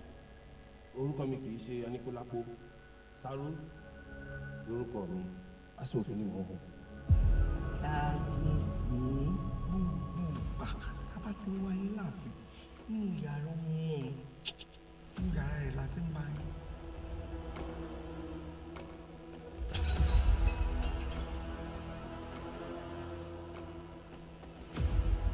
Wọ́n fà sókè láàfin.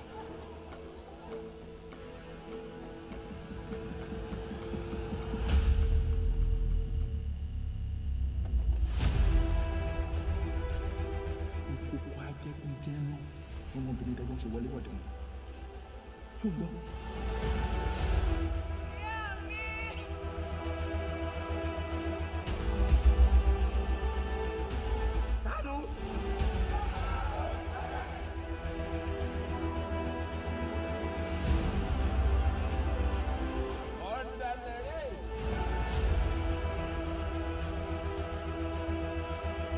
Ẹ̀yin gan-an láláìmoore.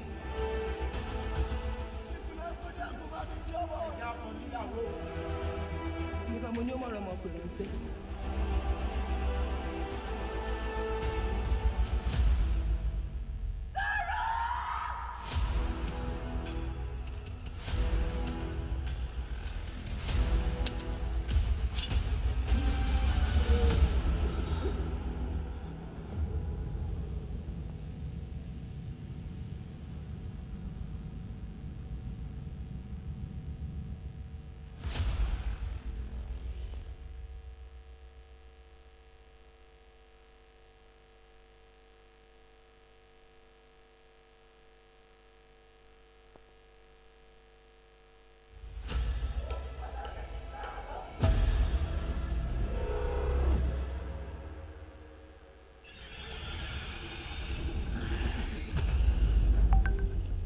Ọ̀rọ̀ ọkùnrin àjèjì tó wọnú ìlú wa ẹ̀ wá. Arákùnrin. tó pèrè ládìkù aníkúlápó.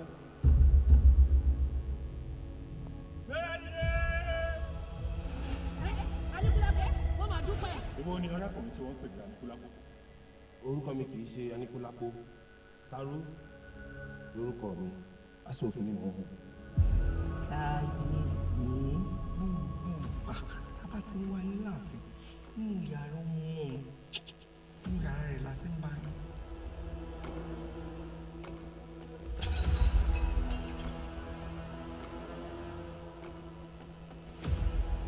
Wọ́n fà sókè láàfin.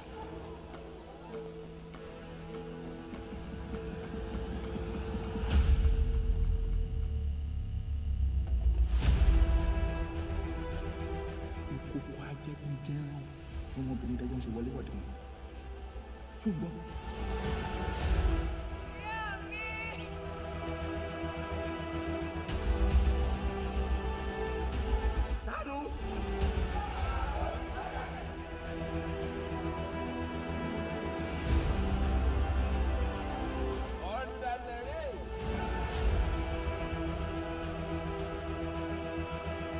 Ẹ̀yin gan-an láláìmoore.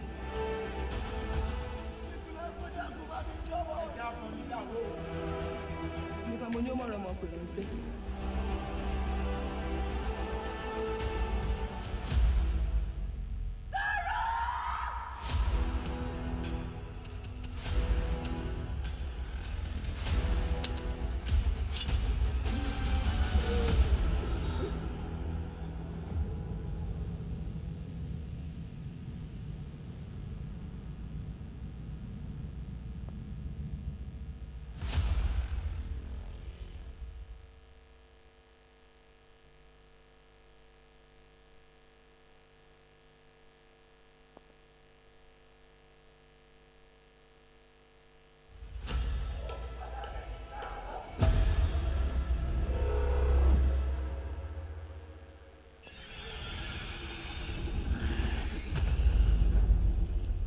Ọ̀rọ̀ ọkùnrin àjèjì tó wọnú ìlú wa ẹ̀ wá. Arákùnrin. Tani ọ́? Ń bọ́ lọ ti wá. Tó pèrè ládìkù aníkúlápó.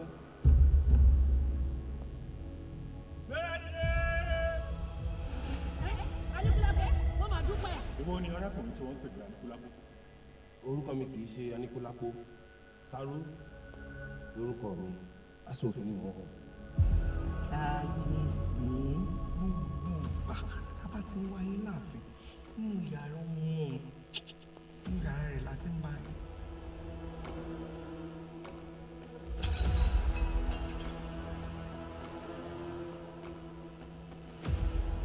Wọ́n fà sókè láàfin.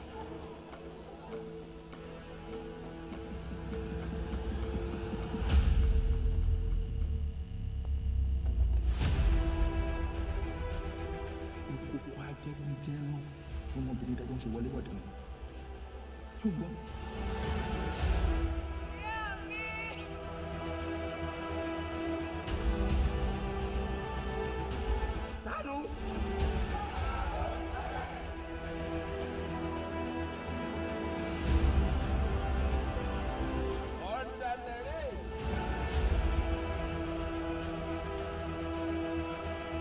Ẹ̀yin gan-an láláìmoore.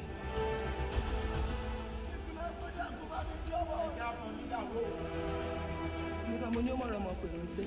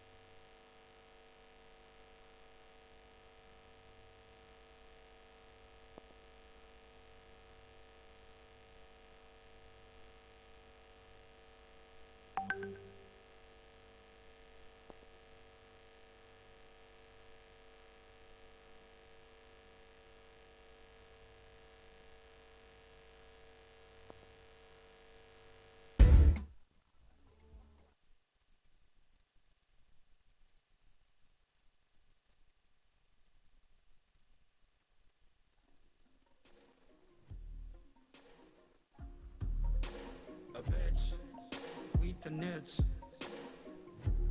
made with the snitch. Kiss and tell, snitches got bitches, bitches got the stitches to tell. A bitch had a hit with the ditch. Kiss and tell, snitches got bitches, bitches got the stitches to tell. The bitch is now a witch with the switch. Kiss and tell, snitches got bitches, bitches got the stitches to tell. Esprit de corps, they're all in it together, blackmailing each other's their game. Esprit de corps, and it fuels the disorder, blackmailing each other's their game. A snitch with the niche, head with the bitch, Jeff full of give, bitches got itches, snitches got the stitches to tell. A snitch had a hitch with the ditch, with the switch, Jeff full of give, bitches got itches, snitches got the stitches to tell. Esprit de corps, they're all in it together, blackmailing each other's their game. Esprit de corps, and it fuels the disorder, blackmailing each other's their game. And you cry, and I'll cry, and we'll make up. And the night covers us in its shadow. But when the morning comes, we will crumble. And you'll cry, and I'll cry again.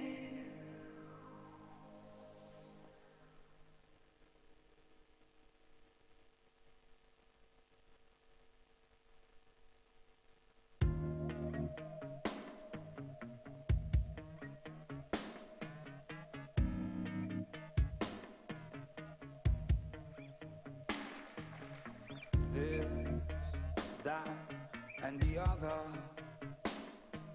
And love is the disorder. And here is something of which I'm certain, that you, my lover, have the Stockholm syndrome.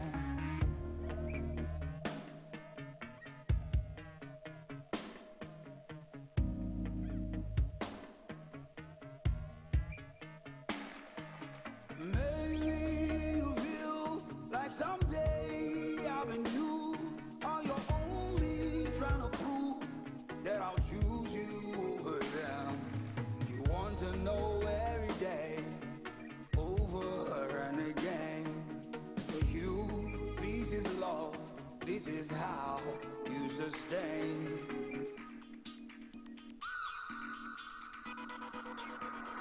This is blackmail, blackmail. He takes and he takes, you give. Recording in progress. Oh, blackmail. We bumped and blushed and we stuttered. You rocked my world like no other. And love is the captivity that lovers chose. Seeing how you still love this fool like you do. Most times it feels like your love is all for you, and I'll forever be yours, but you'll never truly mine. You want my love every day, over and again, but I want something in return, all your love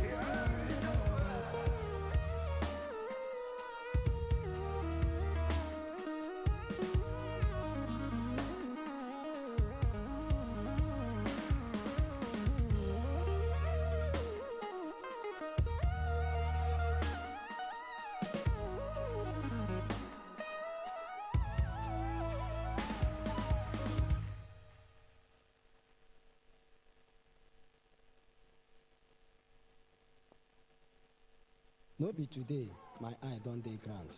Every day I dey hustle.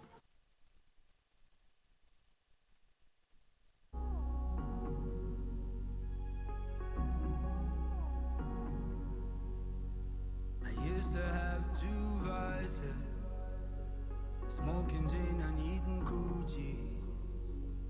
These days I just lose the count. The universe is generous, the highest glory are ours.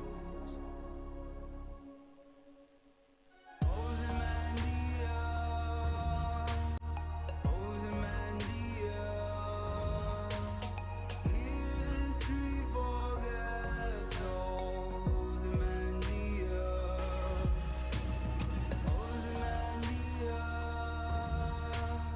Ozymandias. Hubris destroys us, Ozymandias.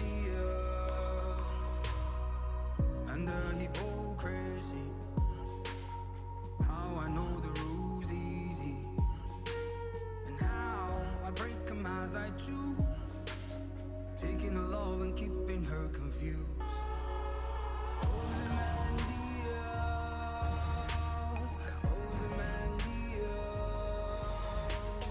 History forgets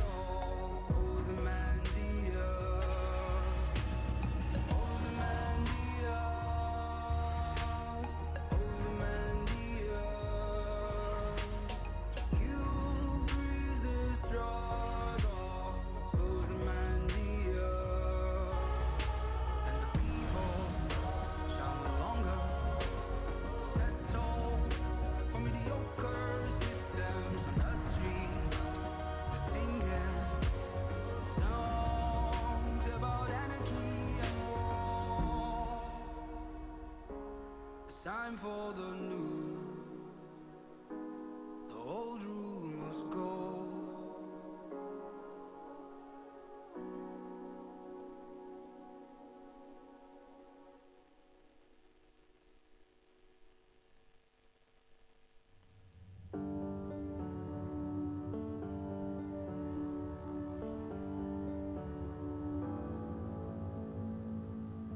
I would love to write in plain words, but where I'm from, the man is boss. Take it in, don't say a word.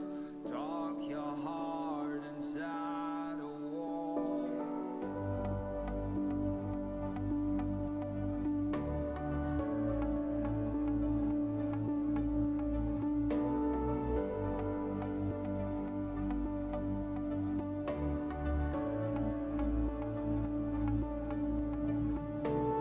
Honey, I know the feeling.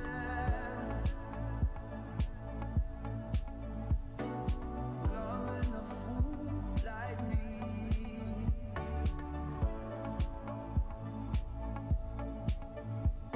'Cause I am not the only one.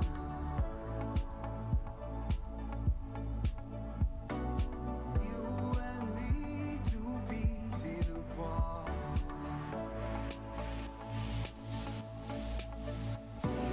Love is courageous and pain is contagious. Hope is courageous and fear is contagious, and heartbreak songs are better in English. I would love to write you a love song and bring your dreams alive once more. You remember the times when we were stronger. I was the bullet, you were the trigger. Trailer.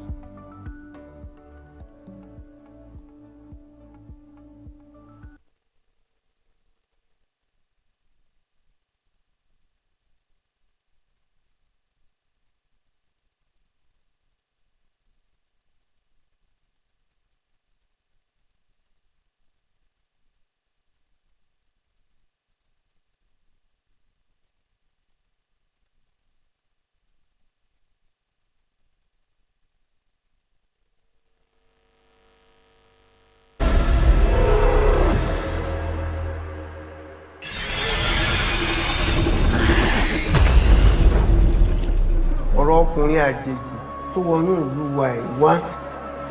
Arákùnrin. Ta ni ọ́? Ń bọ́ lọ ti wá. Tó pe rẹ̀ Ládìpọ̀, Aníkúlápó. Gbéra dìde! Aníkúlápó, mo máa dúpẹ́. Èwo ni arákùnrin tí wọ́n ń pè ní Aníkúlápó?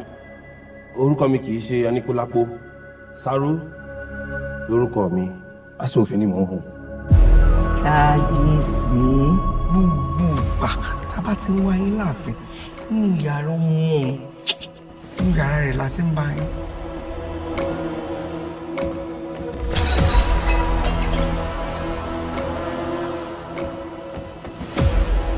Wọ́n fa sọ̀kì láàfin.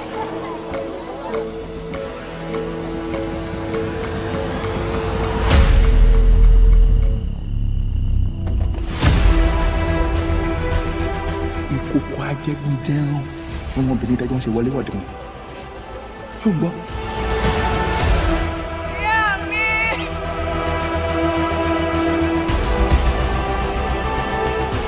Tánú!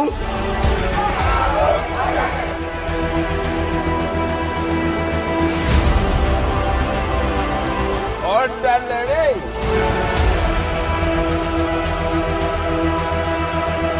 Ẹ̀yin gan-an láláìmoore. Ìpínlẹ̀ Pẹ́jà kò bá mi jọ́bọ̀. Ẹ̀jẹ̀ àpọ̀ níyàwó. Nípa mo ní ó mọ̀rọ̀ ọmọ pè ránṣẹ́.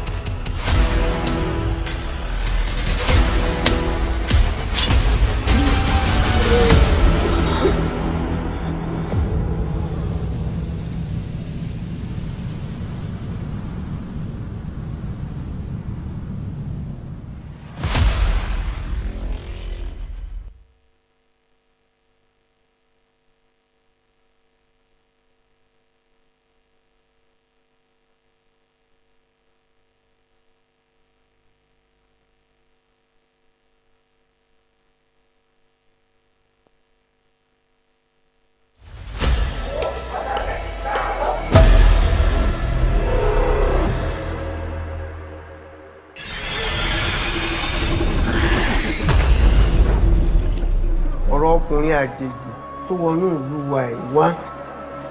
Arákùnrin. Ta ni ọ́? Ń bọ́ lọ ti wá. Tó pe rẹ̀ Ládìpọ̀, Aníkúlápó. Gbéra dìde! Aníkúlápó, mo máa dúpẹ́. Èwo ni arákùnrin tí wọ́n ń pè ní Aníkúlápó? Orúkọ mi kì í ṣe Aníkúlápó. Sáró lórúkọ mi. Aṣòfin ni mò ń hùn.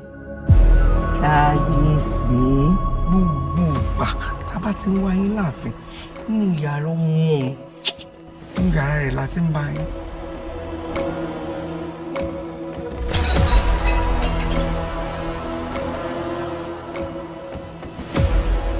Wọ́n fa sọ̀kì láàfin.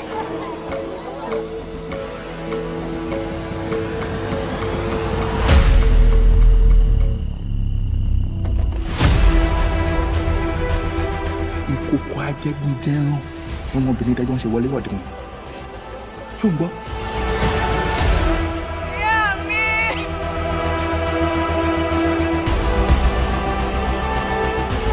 Tánú!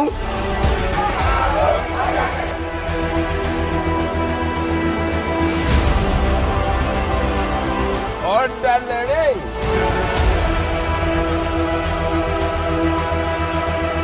Ẹ̀yin gan-an láláìmoore. Ìpínlẹ̀ Pẹ́jà kò bá mi jọ́bọ̀. Ẹ̀jẹ̀ àpọ̀ níyàwó. Nípa mo ní ó mọ̀rọ̀ ọmọ pè ránṣẹ́.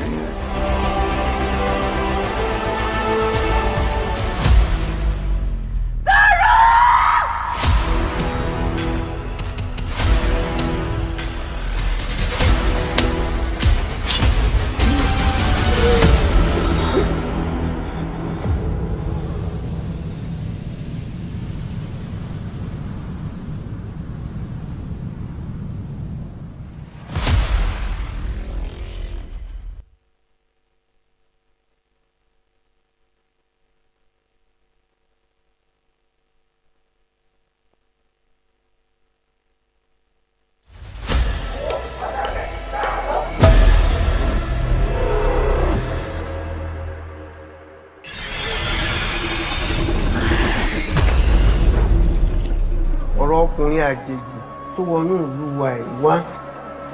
Arákùnrin. Ta ni ọ́? Ń bọ́ lọ ti wá. Tó pe rẹ̀ Ládìpọ̀, Aníkúlápó. Gbéra dìde! Aníkúlápó, wọ́n máa dúpẹ́. Ìwọ ni arákùnrin tí wọ́n ń pè ní Aníkúlápó. Orúkọ mi kì í ṣe Aníkúlápó. Sáró lórúkọ mi. Aṣòfin ni mò ń hùn. Kábíyèsí gbogbo ìgbà tábà ti ń wá yín láàfin nínú yàrá ọmọ nínú yàrá rẹ̀ la ti ń bá yín.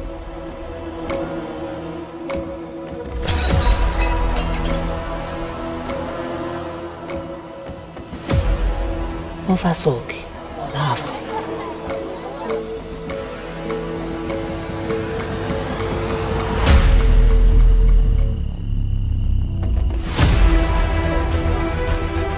Ìkòkò ajẹ́gúndẹ́rán fún ọmọbìnrin tẹ́jọ́ ń ṣe wọléwọ̀de wọn. Good afternoon, everyone.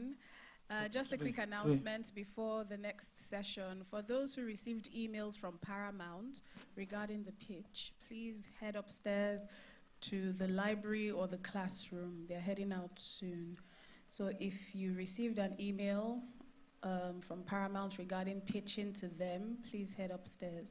Thank you. We'll be starting the next session in 15 minutes. Thank you.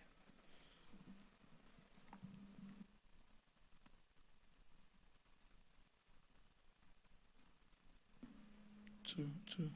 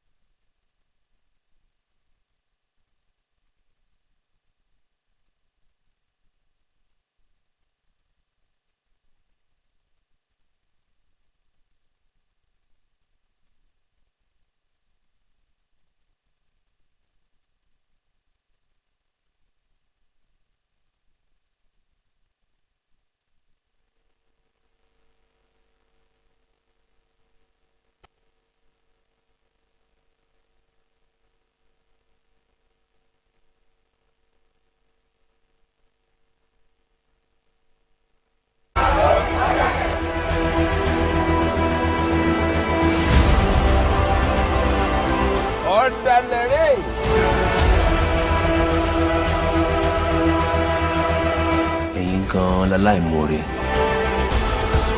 Ìpínlẹ̀ gbọ́dọ̀ kó bá mi jọ́bọ̀. Ẹ̀ka kan níyàwó. Nípa mo ní ó mọ̀ràn ọmọ pè ránṣẹ́.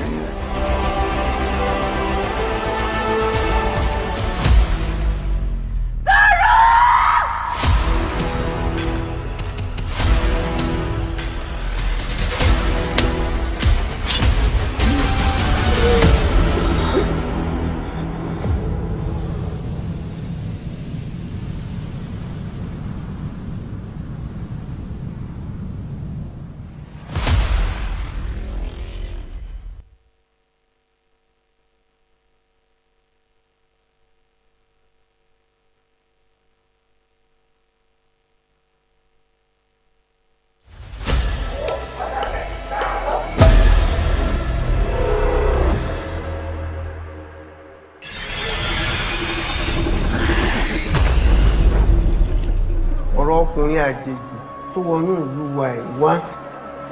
Arákùnrin. Ta ni ọ́? Ń bọ́ lọ ti wá. Tó pe rẹ̀ Ládìpọ̀, Aníkúlápó. Gbéra dìde! Aníkúlápó, wọ́n máa dúpẹ́. Ìwọ ni arákùnrin tí wọ́n ń pè ní Aníkúlápó. Orúkọ mi kì í ṣe Aníkúlápó. Sáró lórúkọ mi. Aṣòfin ni mò ń hùn. Kábíyèsí gbogbo ìgbà tábà ti ń wá yín láàfin nínú yàrá ọmọ nínú yàrá rẹ̀ la ti ń bá yín.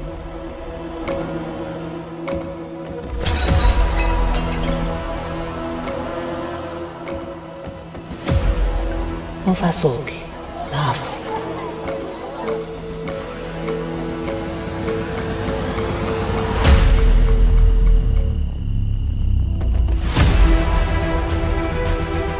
Ìkòkò ajẹ́gúndẹ́rán fún ọmọbìnrin tẹ́jọ́ ń ṣe wọléwọ̀de wọn.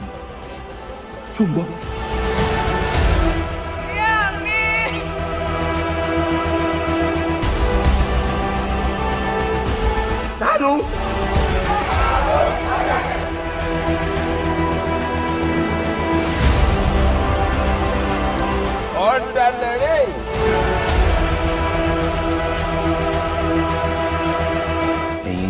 láláìmoore.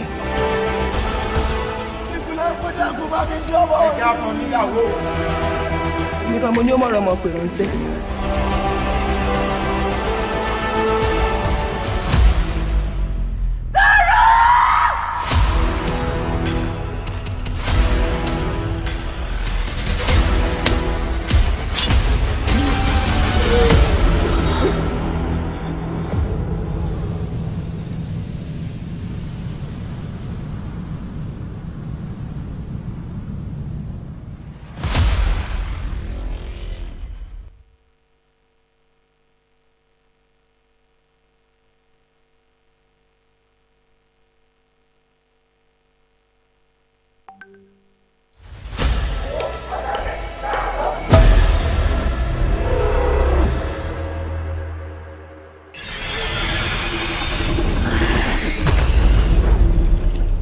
ọ̀rọ̀ ọkùnrin àjèjì tó wọnú ìlú wa ẹ̀ wá.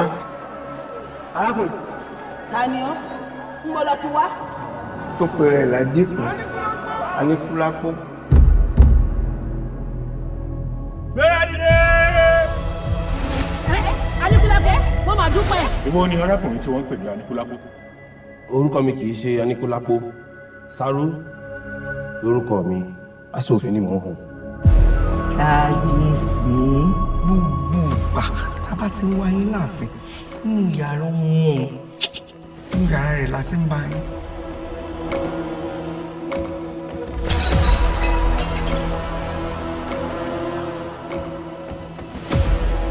Wọ́n fà sókè láàfin.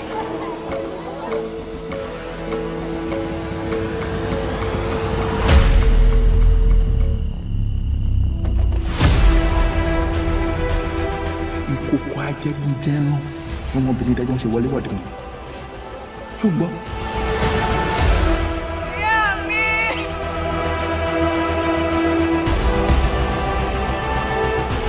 Dánú.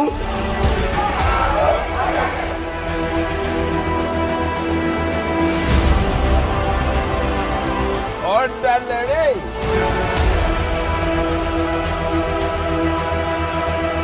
Ẹ̀yin gan-an láláìmoore.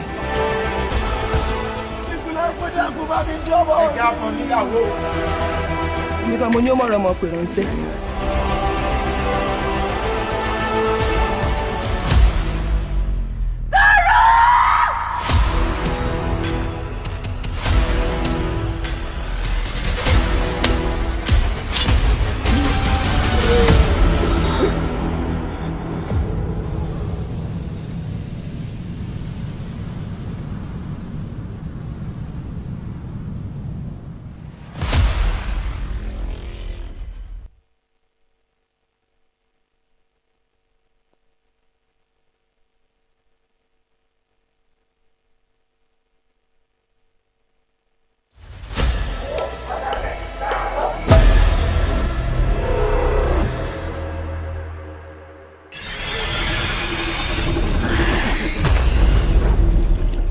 ọ̀rọ̀ ọkùnrin àjèjì tó wọnú ìlú wa ẹ̀ wá.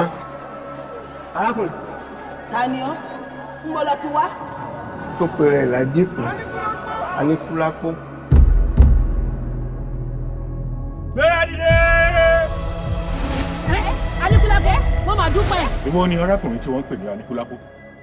Orúkọ mi kì í ṣe Aníkúlápó. Sáró lórúkọ mi. Aṣòfin ni mò ń hùn. Kábíyèsí gbogbo ìgbà tábà ti ń wáyé láàfin nínú yàrá wọn nínú yàrá rẹ̀ láti ń bá yín.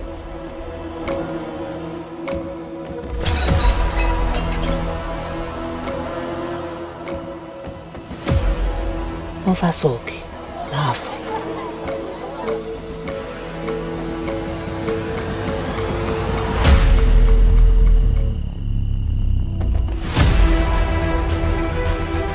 ìkòkò ajẹ́gbẹ́jẹ́rán fún ọmọbìnrin dájọ́ ń ṣe wọléwọ̀de wọn. ṣùgbọ́n. Ìyá mi!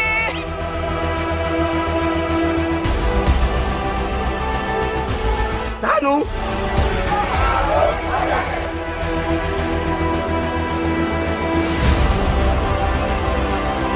Ọ̀dàlẹ̀rẹ̀.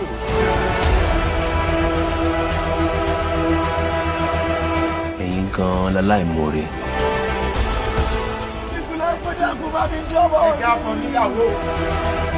Nípa mo ní ó mọ̀rọ̀ ọmọ pè ránṣẹ́.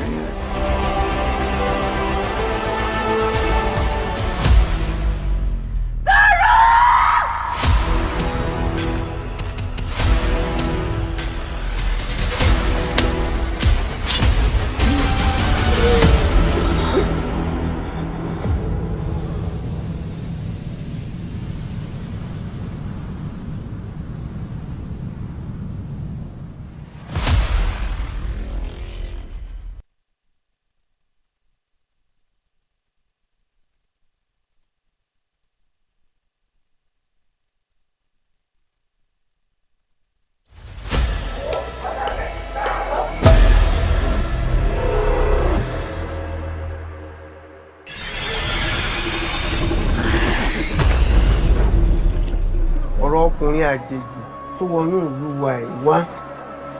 Arákùnrin. Ta ni ọ́? Ń bọ́ lọ ti wá. Tó pe rẹ̀ Ládìpọ̀, Aníkúlápó. Gbéra dìde! Aníkúlápó, wọ́n máa dúpẹ́. Èwo ni arákùnrin tí wọ́n ń pè ní Aníkúlápó? Orúkọ mi kì í ṣe Aníkúlápó. Sáró lórúkọ mi. Aṣòfin ni mò ń hùn. Kábíyèsí gbogbo ìgbà tábà ti ń wáyé láàfin nínú yàrá ọmọ nínú yàrá rẹ̀ la ti ń bá yín.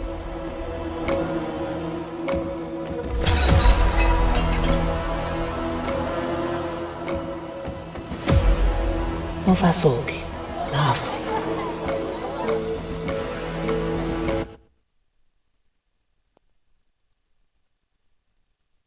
Feature film in Yoruba, not just the funkinized English Yoruba Eku. It's the Oyor Yoruba. It's the deep Ijinle Yoruba, and for me, it's not a comfort zone. So it took me completely out of my comfort zone to be that guy, and also the story, which I can't even say so much about because I want you to enjoy it. It's really it's blood, tears, and sweat. I mean, I left the set, left the whole set, heading back to Lagos, and I realized that there is nothing else I could have given that I didn't give. Well, for me, it wasn't really challenging because, Yoruba is my first language. Is it my first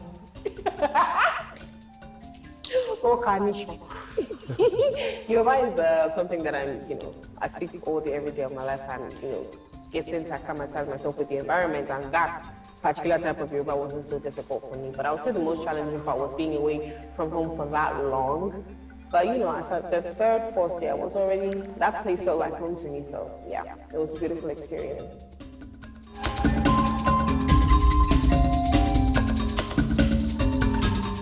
I believe they were in love. It was love at first sight. Mm-hmm. That's my thing. Everything that happened after that is their business, but it was love at first sight. Yeah, I feel like they gave us ancient Romeo and Juliet in the epic style. So yeah, that way. Hi, Juliet. What's in there, do? Moving on.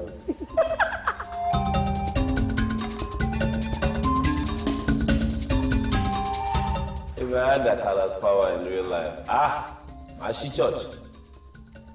The president. Exactly. I will first of all go and wake my grandma. I so much miss my grandma. She used to cut meat for me. So I will go and wake my grandma. It's a very dangerous power to have. Yeah. So I don't even think there's anyone that would use it wisely or make good use of it, because power is intoxicating, right? So yeah, I believe that it's going to be trouble. Mama, she church.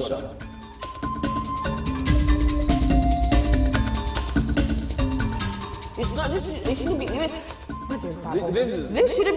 This should not even be up for debate. No, this is debatable because Sarah was on his own with his sugar mommy doing his own things, and she advised that they run, right? So if you look at it from a man's point of view, which has come. if you look from a man's point of view, he was just an opportunity because he has a goal, right? He was a thief. Useless man. I'm just going to let everybody that watches this into this argument. Coming man. We are not trying to win this argument. I'm not trying to win. I'm just You trying can't to win that it. Saro is innocent. Saro is calm. Well, okay, what happens to the Rolake that left her husband's house? That's the key. That's not what they asked. They asked people who are forced. That's what I'm saying, but you have a problem. No, she did not. She left an old one that she was forced giving it to. But you could have just gone with any other person. You could have just said, why did you bring your problem into Saro? My dear? Why did you bring it into Saro's life? Why did you bring that problem, your problem into Saro's life? It's not a problem, but when she gave me the debt, next question, anything did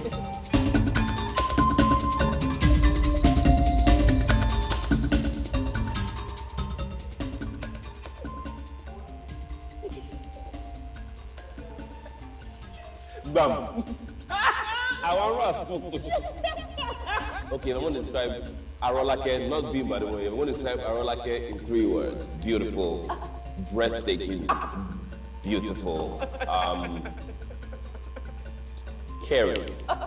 Very, very caring. I chewed pawpaw with my teeth. Of course I'm caring. Pawpaw that I brought for you. Anyways, and supportive. That's 4. I'll take it. Anyways, Arolake in 3 words, which is my favorite thing. Beautiful. I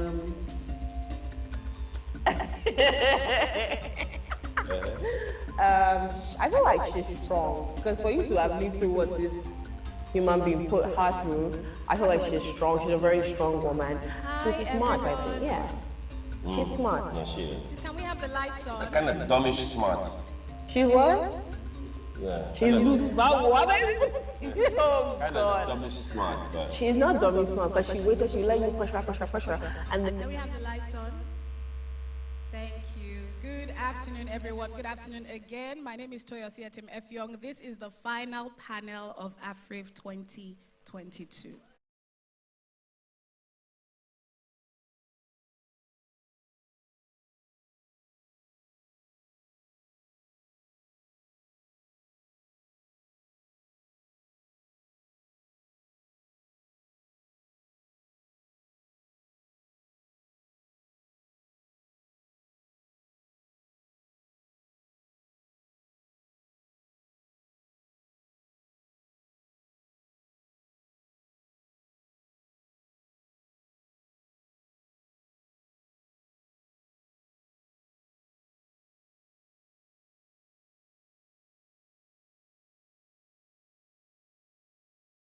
The title of the session is The Making of a Blockbuster.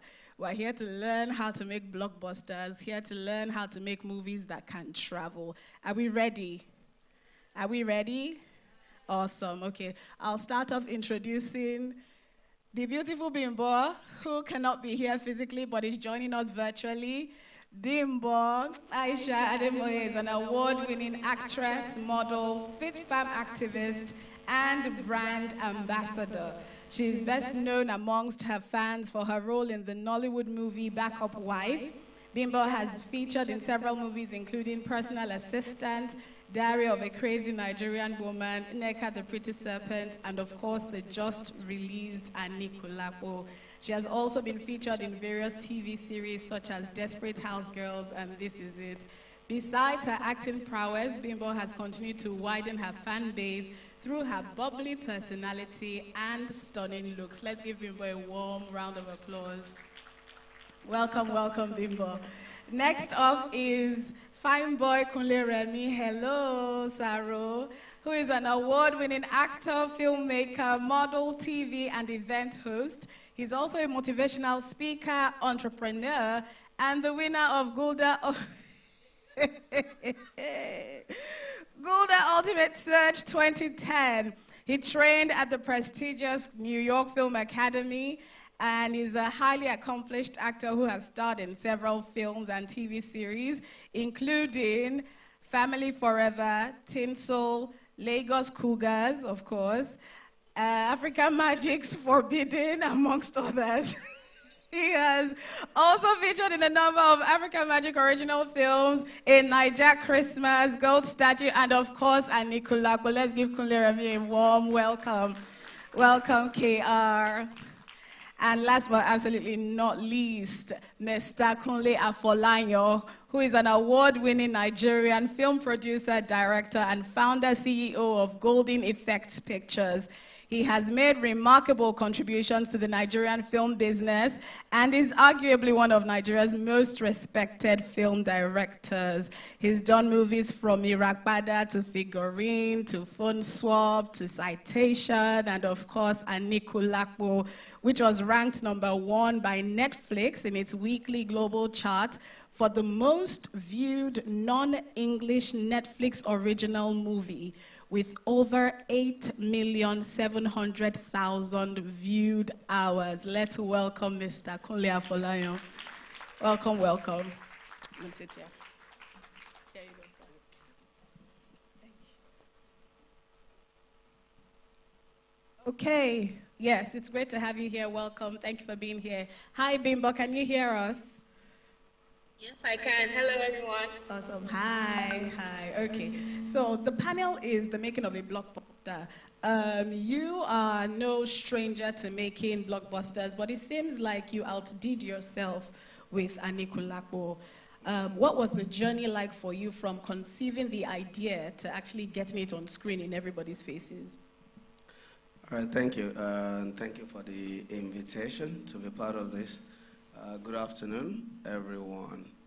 I think it feels good when you make a film and then people say, you outdid yourself. Then you make another one, they will say, you outdid yourself. And you make, so it means there's some sort of growth. Yeah. And thank you to the audience, thank you to our fans, thank you to everybody who believe in the Kunle Afolayan brand. You know, I'm feeling cool myself, so I decided to wear sunglasses. Okay. So well, Anikulapo journey started almost 6 years ago. I just, you know, I've been torn because I grew up watching a lot of indigenous films and TV series on television. And at some point, all of these things died. I remember in the 80s, even up to early 90s, we would run home, you know, because certain programs would show or play. And most of those programs are indigenous programs, you know, like Kotoaro, you know, Arelu, all of those things. And I felt that those things were really original, and people could really connect to them.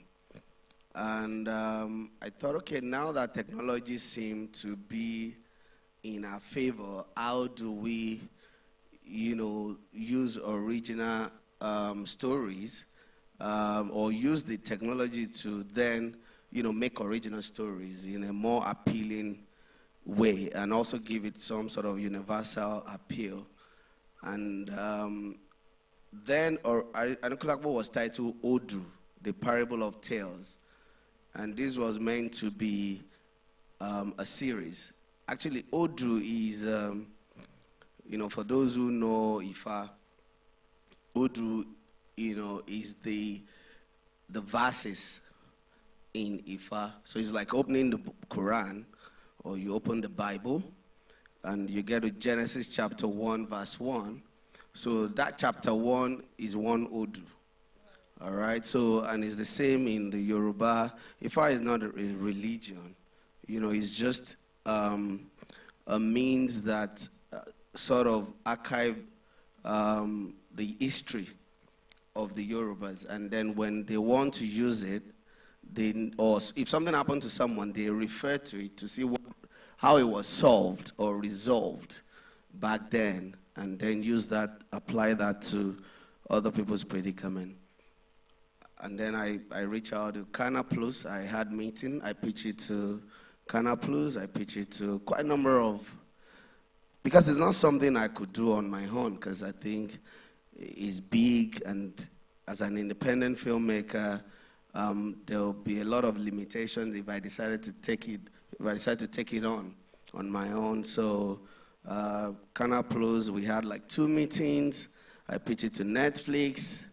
I pitched it to a few people, but they just felt it was, I think Canal Plus said the script, the first episode, which is meant to be like a pilot, they said it was too Shakespearean in a way, and I'm like, okay. They said, okay, can you rewrite it? But the talk was not going anywhere. So I decided to drop it, and then I jumped on. Lucky enough, Netflix sort of signed the 3 film deals, and then we did Swallow. We did Nigeria Christmas. Of course, before then we did Citation, and then as part of the 3 film deal, they decided to take it on, but as a film, not as a series. And they're like, well, if you do it and it works, we might look at, you can start talking about series, maybe. And casting is major, and let me not do alcohol, because I can't even see. What was the point? I don't know what Two-Face and all of them are there. So for me, casting is major, especially to a content like Anikulapo, because it's language. It's a language film, meaning everybody who's going to take part must, to a large extent, speak the original language. And in this age and time, we're losing the culture. Quite a number of actors believe it's only when you speak English, mixing American and British accent together. Yeah, like that's when you're a good actor. But that's not what it is, because you can't even feature in American film with those accents. And the British will also reject you with those accents. So why can't we stick to our own accent and be raw, say it as it is? So we got Netflix to come on board, and we decided, how do we achieve this? Considering that authenticity is key, considering that production design, art direction, is really what you need. I mean, you have to be on top of it to move things like this. And Padnebo, of course, if you know Padnebo, can you raise up your hand? Okay, good. For me, Padnebo is one of the best production designer we have in Africa. And we started discussing this as far back as 5 years ago, when we started, going online to see what Oyo Empire, looked like, back then. But there was not much to. And then we found the location. We went there the first time. If you watch the film now, well, the credit for production design and art direction is in my name. Why? Because after that first visit, I didn't see Padnebo again. I get a ghost talk, or he was involved in something I couldn't tell me. So I'm like, what do we do? I had to take it on, And I got young, set and construction guys, and ran them through my idea, and all of that. So we built the set. Casting, I worked with these. I worked with him on Nigeria Christmas, and if you've seen Nigeria Christmas, can you wave? No, Kunle, they all killed it, all of them, Auntie Rachel, may her soul rest in peace. And Nigeria Christmas was just a, Netflix just came and said, oh, we want to do this film for Christmas, we know you're busy and you have the 3 slate, but it is something you can handle. And I said, bring it on. And I've never worked with him before. That was the first time, because I just see him as one fine boy in the film who always carry his shoulder. And And Nigeria Christmas needed a fine boy who carries his shoulder. But from there, I saw that there is more to him than the fine boy. Say thank you. Okay, all right. So he was really dedicated to the shoot. He was, you know, I mean, and when we wanted to do this, Anikulapo, the script says, a good-looking guy. There are so many good-looking actors. And also, and that's where language comes in. That's where dedication and discipline comes in. Because I experienced him on Niger Christmas, I thought I can mold this guy to give me what I want. And I sent the script to him. There was another actor in contention who could speak perfect Yoruba. But I don't think he's as good looking. You're not that good looking. I don't know why I'm even saying good looking. You know, but I think because for Arolake and Awaru and the princess, all of them to be behind one person, the person it must be convincingly, you know. So that was how he got it. Because I know he's very disciplined. And he's always reaching out to say, Egbon, Egbon, Egbon. And then training started. And he got a personal coach to teach him Yoruba. And then I'm always running things by him. For Bimbo, I've never worked with Bimbo before in the capacity of an actor and director. But we were on a film that is about to be released. It's called Miss PJ. And I think that was the first time we'll really be on like the same set. But I've seen a lot of crazy things she's done. She's crazy. You know, you are. So, but beyond that, she's deep. Deep, deep, deep here.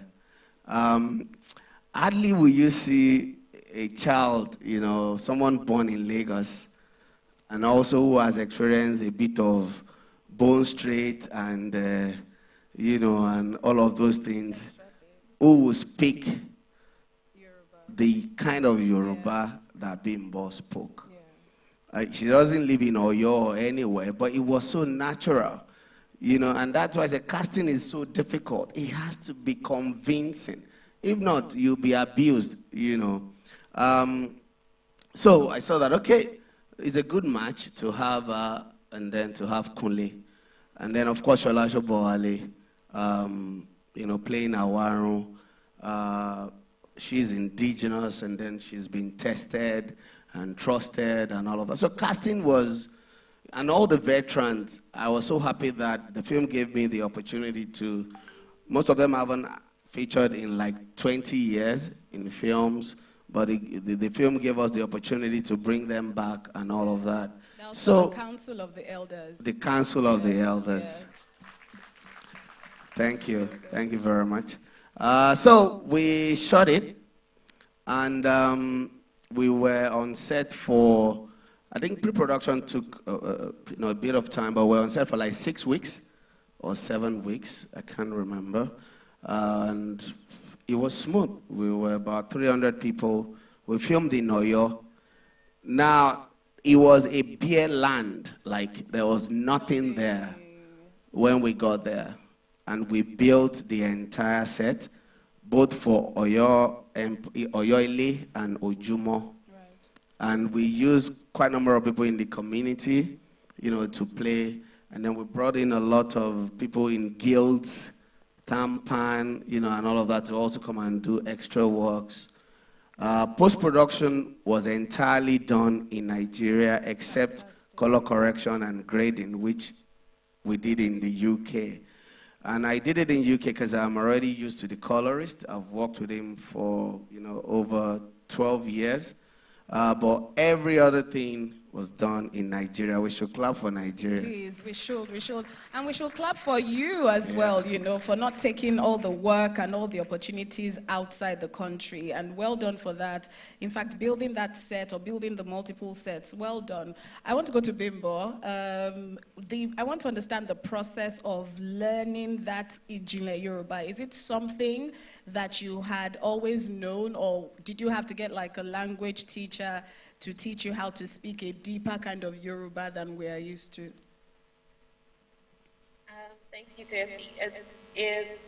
To answer your question, it's something that I've been familiar with. And was I perfect? Absolutely not. But, it wasn't that difficult. I just had a few words corrected here and there, and everything came out the way it did. But for speaking the Yoruba, my nana used to speak it. My grandmother used to speak like that. And then I had a few old people around me. I'm from Timeta. I always sang from the streets. So I had so many people around me. I had maybe the mechanic had the accent, or the tailor, or my grandmother speaking a mixture of Ijebu and that one as well. So I learned pretty fast. I'm very good with mimicking people. So that wasn't very difficult for me to learn as well. Amazing. I'm going to ask you the same question, Kunle. How was it learning the Ijinle Yoruba? First and foremost, I'm really excited to be here. Bimbo Showapa. Choose. She's still so pissed off. People, you're alive. Disgrace me everywhere. Learning Yoruba was, I speak Yoruba, and I remember when director called me and he said, "Boy, you surely saw Yoruba, sha?" And I said, yes, I can. Which means what? Meaning, can you speak Yoruba? And I replied in English, yes, I can. He says, Oriokwe, I'm speaking Yoruba to you, I'm replying in English.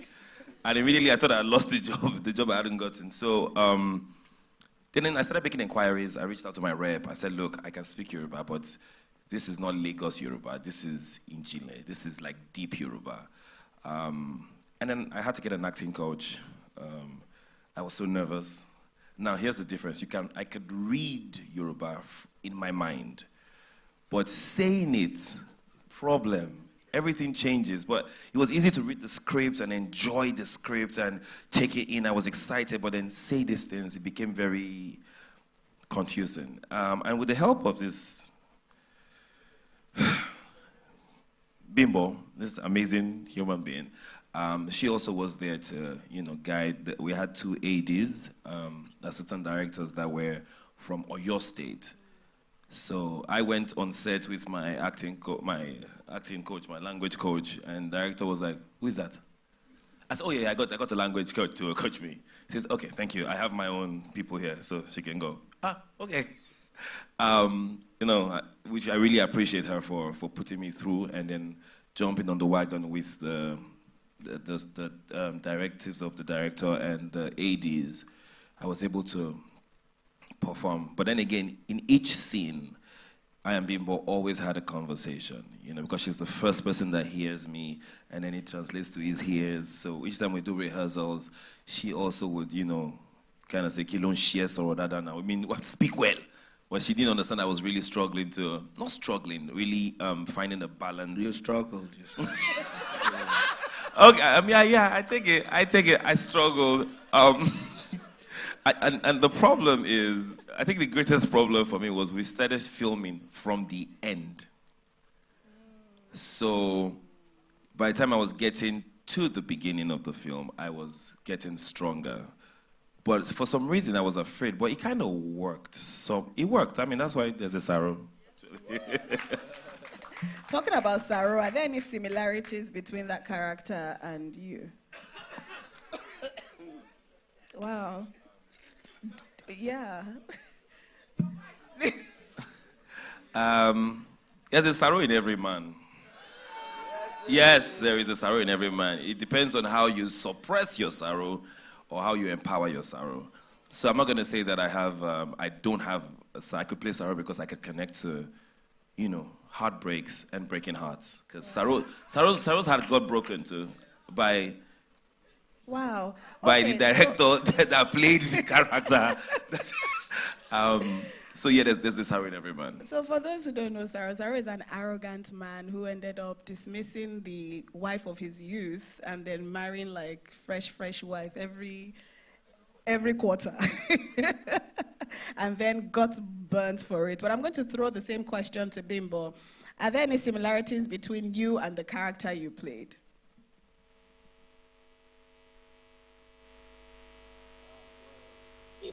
Okay, sorry.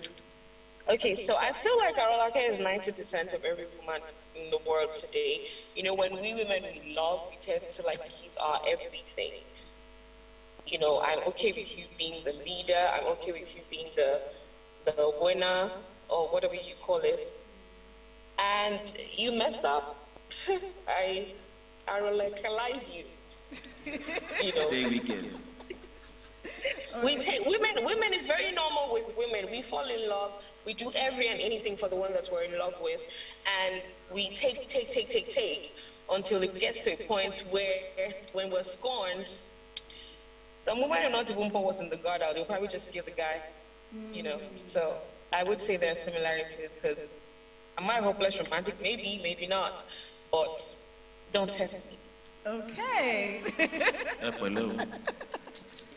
All right, so for those who don't know, Anikulapo is showing on Netflix if you want to catch it. So let's come back to you, director. Did you think of the international audience when you were putting this film together, and did that play any part in the decisions that you made? Yeah, from the beginning, from the onset. I've always, you know, considered doing content that will have universal appeal. Even though home is here, the base is here, my primary audience are Nigerians. But I also believe that if your work is good,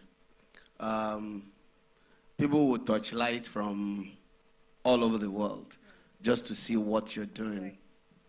Look at Squid Game. Yes. You know, look at, I mean, what Koreans are doing. Money Hide, all of those things.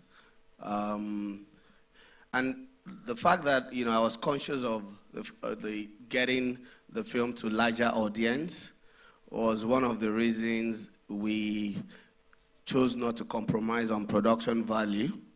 Because, of course, if your script is great or the story is great, but your production value is shitty, the film would not travel, you know, as much. Because once you see 10 minutes, you struggle, you just put it down. Also, because I mean, Netflix considered, you know, doing the slate because they've seen our works, and as far as, you know, values and being detailed is concerned, I think it's a tick mark for us. Officially, a lot of people have online. I see people ask or come up with their own understanding of why Akim K. Kazim, you know, was among the cast and he didn't speak. It's because I didn't want to ruin the culture, honestly. Akim K. Kazim and I, of course, we've met, I mean, for over 15 years, we're always saying, when are we working? When are we working? Wow. And when I got the script, the king in the original script was talking. Right. Right. And I felt, okay, one, Akim is international. He's not like, if I don't have him, that will take anything from the film. But I think if I have him, that will add something, you know, to the film. And then I called the writer and I said, look, I've never seen any film with a mute person. And then I did a bit of research, and I also got to know that some kings, Yoruba kings, in those days don't talk in public. And of course, with Anikulapo, we didn't say he cannot talk. We gave like 3-4 different reasons why he probably was not talking. So it's up to the audience to, you know, like pick. But the joy for me was, look, and this is a confirmation from Netflix, for you to do a local film in local language, and then in Romania for 2 weeks is in top 10, where they don't have a lot of Nigerians, and in 45 countries all over the world, people are watching in original language and in dubbed and in subtitle. And yesterday we were having, is Ben here? Ben is out. No, okay, he's out there. Well, I'll say it exactly the way he put it. He said, you know, a lot of films has done well in Nigeria, and you see now they're, even including Citation and the rest, all of them are here. But you know, Anikulapo is here. Oh, nice. Let's you know, so, and this is the reason why they will listen to us more. Yeah. This is the reason why a lot of other people, between when we released Anikulapo and now, you know, there are like 2 institutions who wants to do film with us. There are streaming platforms who want to do stuff with us. There are, and it can only get better. Right, yeah. Right. Well done. Congratulations on all the success. Thank you. Are there, let me ask Bimbo first. And I know Bimbo had mentioned that she was on set. So Bimbo, I'm going to ask you this, and if you have to leave, then please feel free to leave. Are there projects that you will not touch now because of the quality of projects that you have now worked on? I would say yes, but it solely depends on the story, not any other thing. You know, I'm still going to do movies for YouTube. I'm still going to do movies for, you know, TV. I'm still going to, it doesn't necessarily have to be the magnitude of Anikulapo, because I love what I do. I love film, big or small. I love being in front of the camera. I love making people happy. And most of my fans are not necessarily that, you know, I don't want to disrespect anybody by saying something wrong, but most of my fans are like people from the scratch who grew with me. So saying that, oh, I'm not going to do this because of this, I'm not going to do that, no. As long as it has a good story, I really do not care if it's being shot with a phone or if it's being shot with a $1 billion camera. I'm shooting it. I love it. That's humble. KR, same question. Multi proud going by. Okay, I totally agree with Bimbo, what she said. Give or take, I've done over 80 films. Wow. In the course of my career. That's Iroko, YouTube, you know, amazing platforms. Instagram. And now Instagram, TikTok. And I will forever be grateful to these platforms, because I used to say it's like I'm sparring for the big fight. And you keep sparring until you get that big fight, which Anikulapo ends up being oh my God, he's so particular. Which Anikulapo is one of the biggest fights that I've had and conquered, and I'm grateful for that forever. But then, thank you, yeah. But then, I'm a working actor, and I will keep working. The only difference now is I need to see that you are bringing 100 to the table. No matter how small the budget is, no matter how, oh, I want to do this for something, I'm going to festival, I'm doing this. I just need to feel and see that you are bringing because, anyways, because I will definitely always, I can't even bring anything less than 100 after, you know, doing something beautiful like this. So I would always bring 100, but I need to be sure that whoever I'm working with, be it TV, be it indie filmmakers, be it whatever streaming platform, make sure it's 100, and then we can have something beautiful again and again and again and again.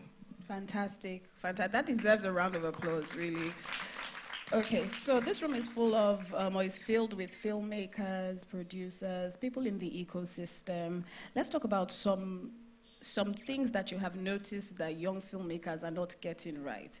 And then we'll talk about this theme, which is indigenous for global. How do we get to a place where, because I know you said it quickly in like 10 seconds, but who caught the Niger Christmas that Netflix came to meet him? Did we catch that? Or we missed it? You caught that, right? So Netflix actually came to meet you to say, please do this for us. We want to have a Christmas movie. So we'll talk about how you have gotten there and what that process is like. But what are some mistakes that you see young filmmakers making now? Well, honestly, I don't like to talk about people's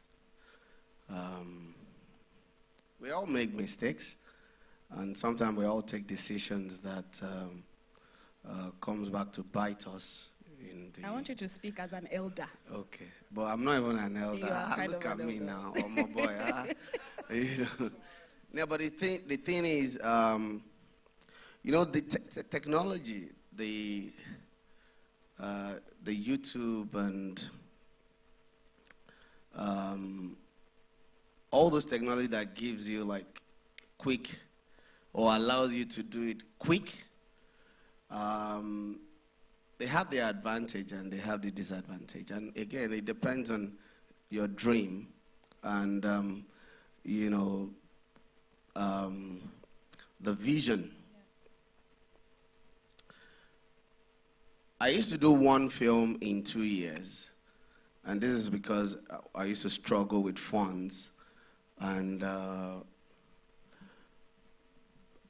but that film, even from Figurine was done in 2009, and that was like 13 years ago. But I believe if you ask, you know, people who really watch film, do you know Figurine? Yeah. They will say yes. Yeah. Do you know Phone Swap? Yes. Do you know October 1? Yes. Do you know the CEO? Yes. You know, so that is it for me.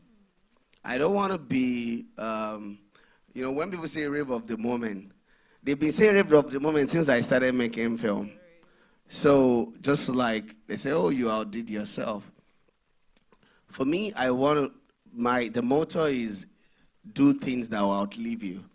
And that has always been, you know, my take.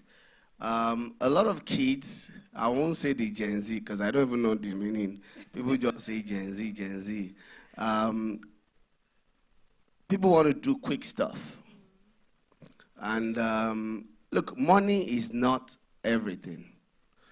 I love platforms like YouTube because they allow people to do stuff and you remunerate like on the go. How sustainable it is. These things, of course, people enjoy, they consume them, it puts money in your pocket.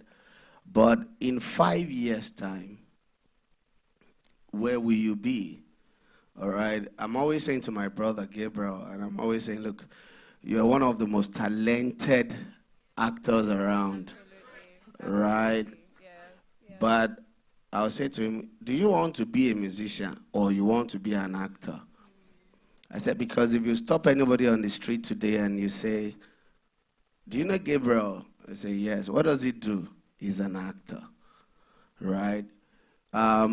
Because we all have, you have talent and you want to put it out there, but sometimes don't derail. Because one can actually hamper the other one if you're not careful. You know, if you say Will Smith is one of the best rappers, if you ask me, and he's done quite a number of, but if you say, who is Will Smith? Who is Jimmy Fox? They're actors, but they're also musicians, all right? People need reorientation, and that is why training and capacity building is very key. Some of these young people, they brought a lot of them to me. Parents, some of them would have studied law in Oxford, in Harvard, and they will come back and their parents will say, what do you want to do? They will say, I want to be Kunle Afolayan. Then the parents will be looking for Kunle Afolayan. I'll say, bring the child. Then you speak to the child and you realize that they only see things on the surface. They just see this guy who travels, who smokes cigar once in a while, and who just acts like the world is a bed of roses. They don't know what I go through, you know, what I've gone through, you know, to get to that place. New technology has really helped, you know, but then you have to decide, where do I want to be? Do I want to be a skit maker? And then I will make money on TikTok. And this guy is always on Instagram doing all sorts of nonsense things. Doing things. You know, one or two things, and I think that has helped in a way, but I don't think all those hundreds of videos have impacted the way Niger Christmas and Anikulapo has impacted his life. So sometimes you have to be intentional to say, I'm a content maker, but in the next 5 years, I want people to remember the film I did, 5 years ago. Right. All right? That is what the Scorsese, and Tarantino and all these guys, that is why they will continue to be relevant. Because it's not about the moment. I don't do my things for the moment. And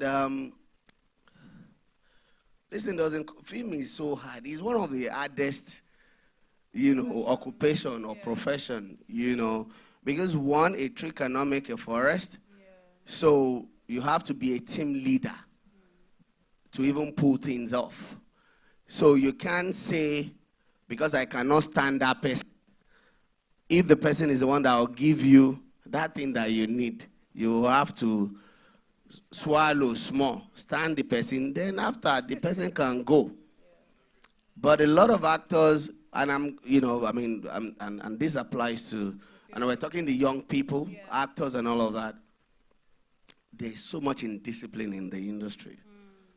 And this is because, publicity is so cheap now. You just think it's about red carpet, you taking selfie and, and taking off your shirt. Exactly, and, trying to, and just, but then, there are those who are, and I'm always emphasizing discipline. Where we filmed at Nikulapo, they only had 1-star hotel. If you even considered 1 star. There were no hotels.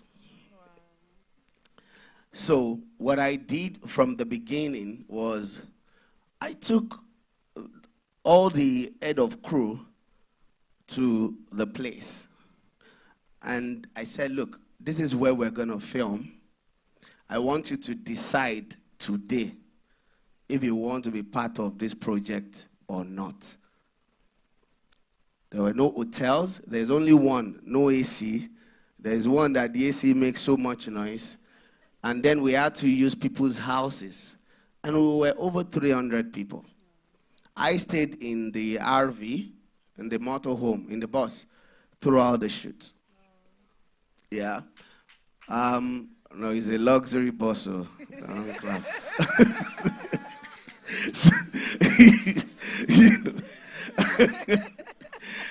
so don't feel sorry for me. But then, living in the bus, is claustrophobic, but then, it was still good. Akim Kikazim stayed in the RV during the shoot. Sholasho Bawale brought mattress, curtain, fridge, cooker, everything, and she was cooking for pretty much a lot of people. All them being Bokunle were eating with Sholasho Bawale, because even though we had caterers, the food was good, but we also bought tents. And I said, you have to see this as holiday,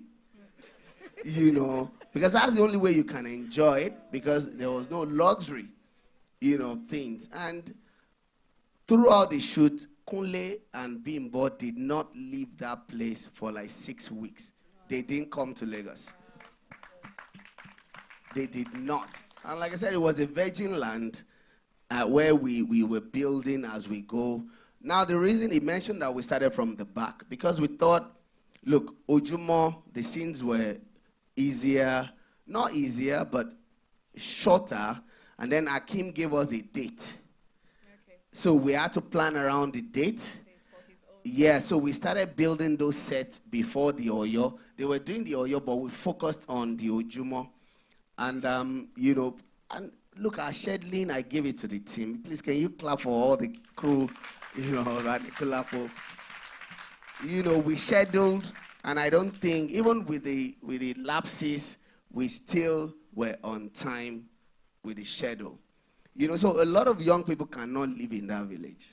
If you take the Gen Zs, they will say, they will even first quote something about child abuse or right to kiniko kiniko. I don't have energy. Child right to kiniko on top of waiting. You know, so people will avoid those kind of people. Right. All right? No matter how good you are, no matter how great your talent is, no matter how fantastic your English is, no matter how beautiful or good looking or handsome you are, if you lack discipline, and then if you can cohabit, if you can't live with people, all right, and you feel, why are my nails not kiniko? Why did you touch my paint? Why is my bone straight not kiniko? You're gonna lose out on a lot of good jobs. Right. Thank you so much. There's a lot of wisdom in that response. So what I'm hearing is humility. You know, for the younger people, we need a lot of humility to be able to create epic things. I'm also hearing dedication and commitment. You getting a language coach, that is dedication, you know, to your craft. So well done on that. I'm also hearing consistency, because you've listed some major movies that we've known for years, and you're still at it and outdoing yourself every time. So well done, sir. Can we give him a round of applause? And even Kunle. We're going to open it up now to the audience for those who have questions. We have about 15 minutes to go. Please, if you have the opportunity to ask a question, go straight to the question. We've already thanked him for the excellent work he's doing. Don't thank him for us. Thank you very much. Keep it short, keep it sweet. I'll start with the man in the hat.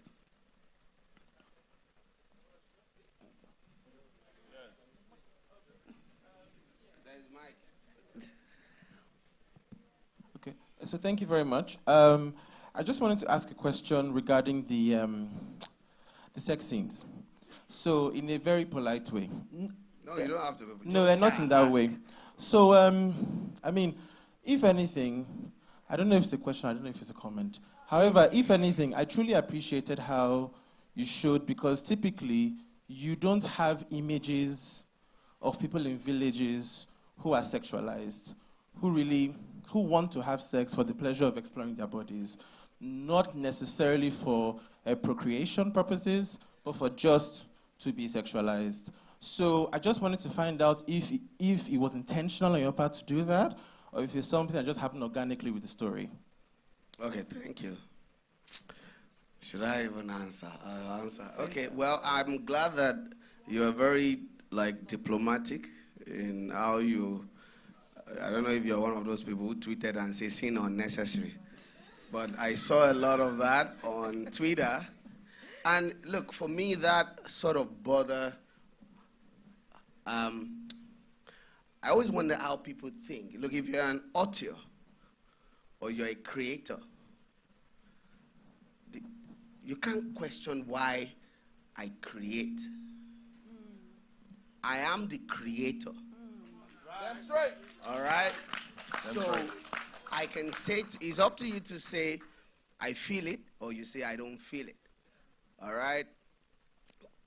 That Bimbo is not here, unfortunately. But I remember that when I first read the first draft of the script, actually, Shola Dada went all out. I mean, with the sex scenes, she just wanted blah, blah. And I'm like, we're not Americans.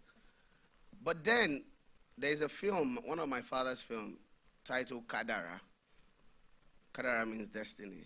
In the film, there's this scene where the man goes in the tree, and then some girls walked out, and their breasts were standing like this, like 5 of them.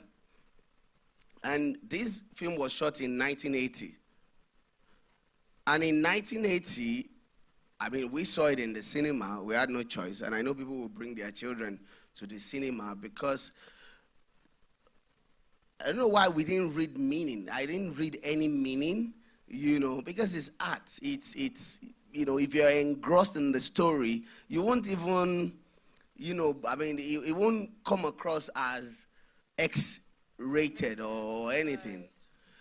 Now, with that scene, I said to Bimbo, before we went on set, before she was offered the role, I said there are some scenes in this film and I would like to go all natural.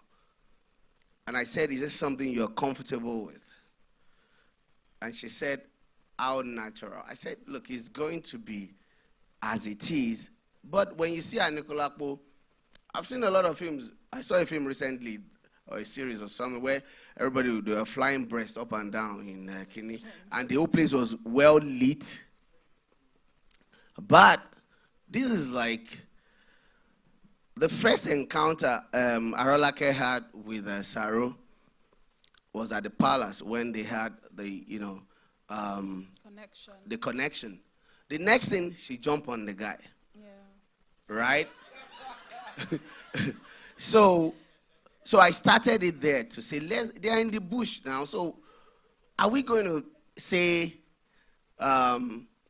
she jumped and we caught it? All right? And then in the room, this guy walks in.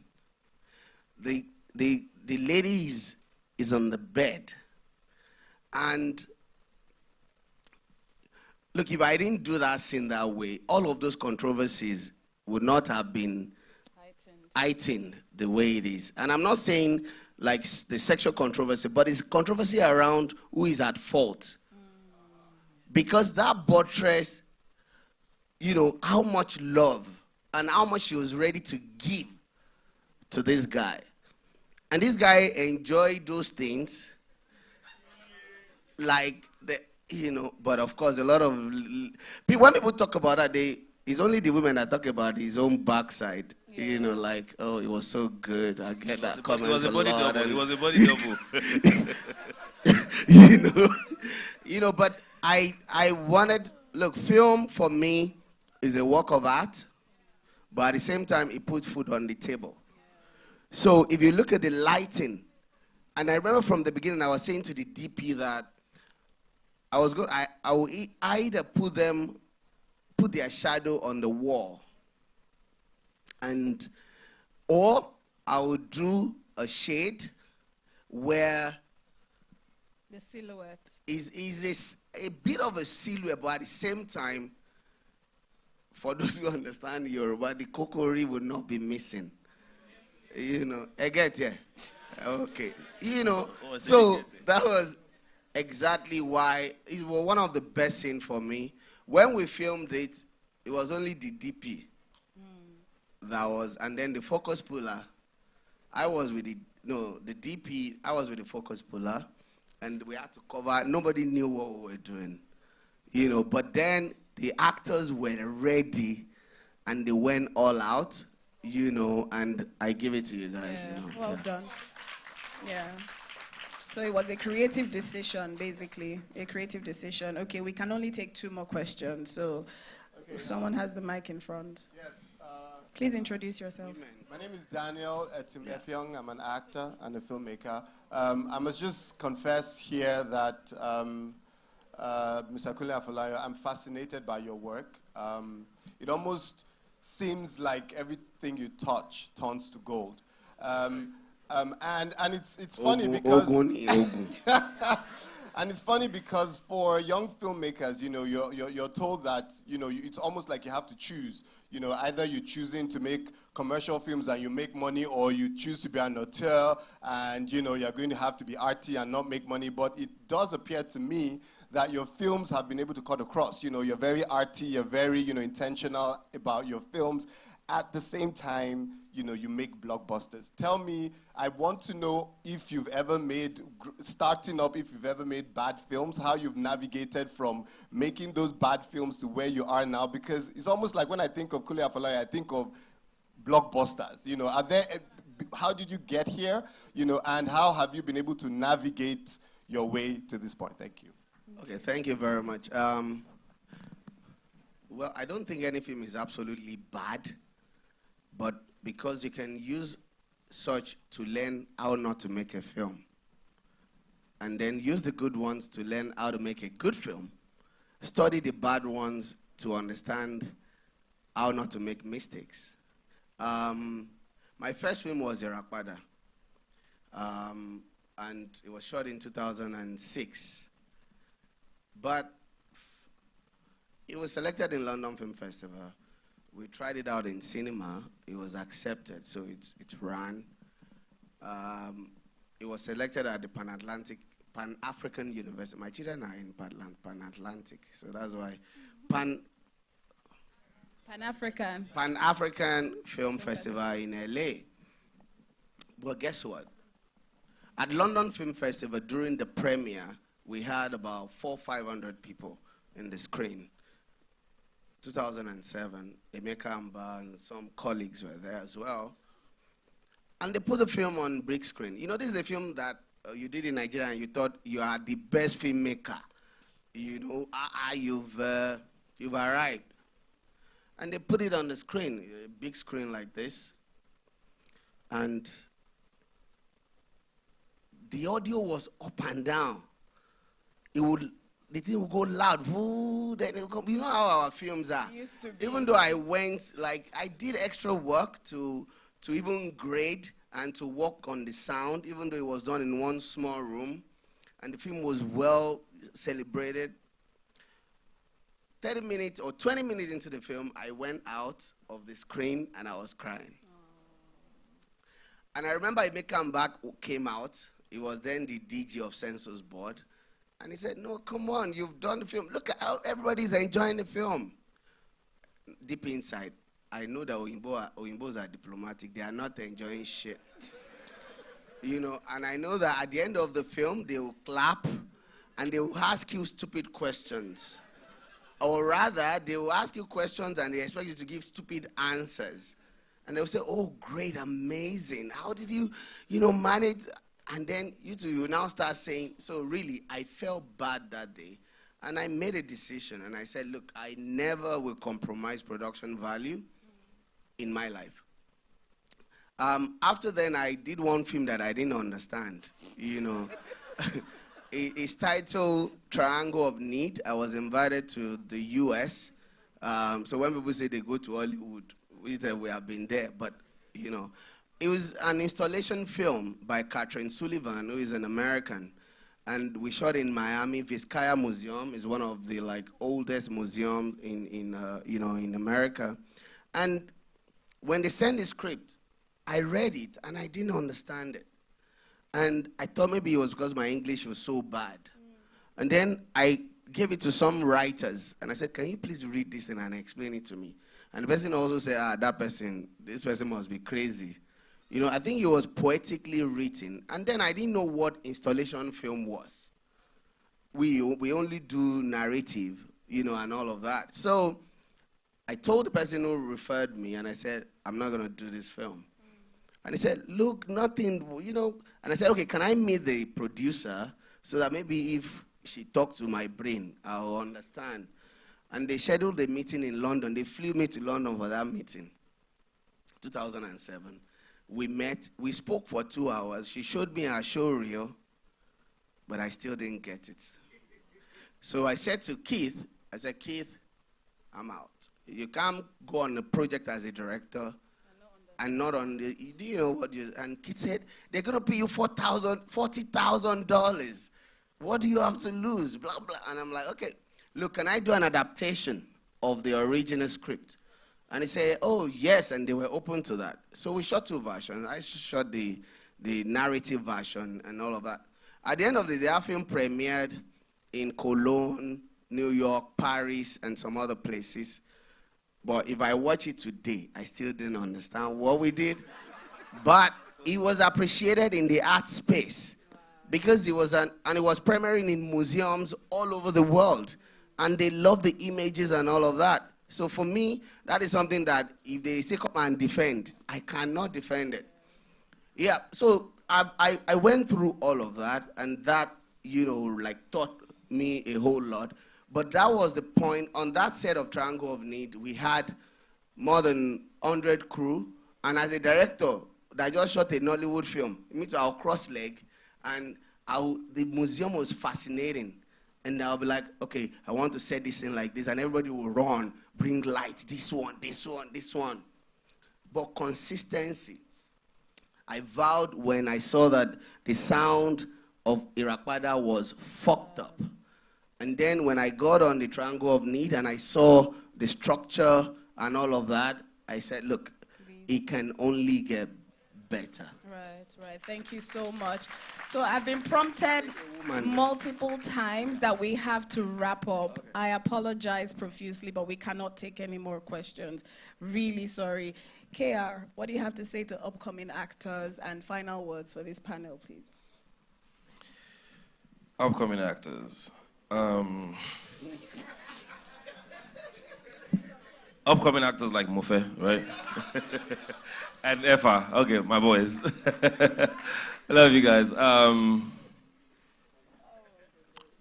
My director has said everything. And I'm glad he could mention that I am disciplined, and whatever it is, wherever you find yourself, just give your all at every time. Do your things. So it sounds like a joke, but do your things. It's literally something that means a lot to me when I say do your things. It means do everything, no matter what, no matter how small it is, because you never know where that is going to go. Sorry, his only problem was food. Kunle can eat. Wow. So, and the thing, as a producer, you know, once I know people's problem, I prepare for it. You know, say, share his food, that is your whole problem. Eat and don't worry. Be happy. Feed him. Keep feeding him. Amazing. You know. Amazing. But even at that, he will wake up like 5.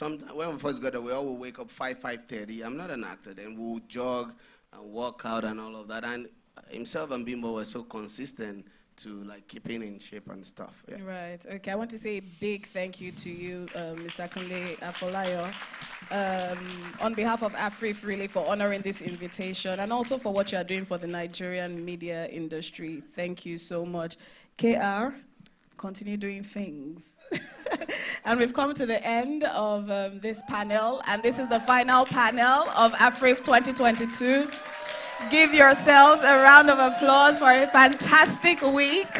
Thank you so much for attending. Thank you so much for your contributions.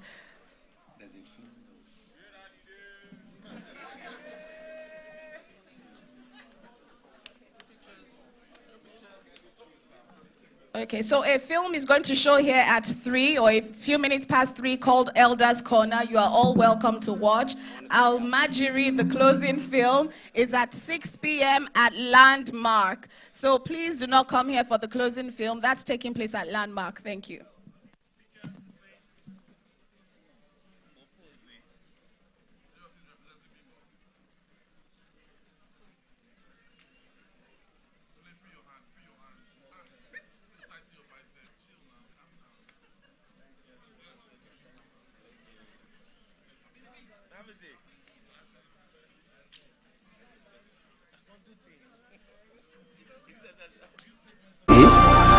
ọmọ ẹ̀bẹ̀ bí owó wọ́n ní ọmọ dalẹ̀ wọ́n ní ọmọ purọ́ ọlápàdé ọmọ ẹ̀bẹ̀ bí owó àìgì ìdọ̀ tó jẹ́ ọwọ́ àfọwọ́ àbámọ̀ bọ́nú.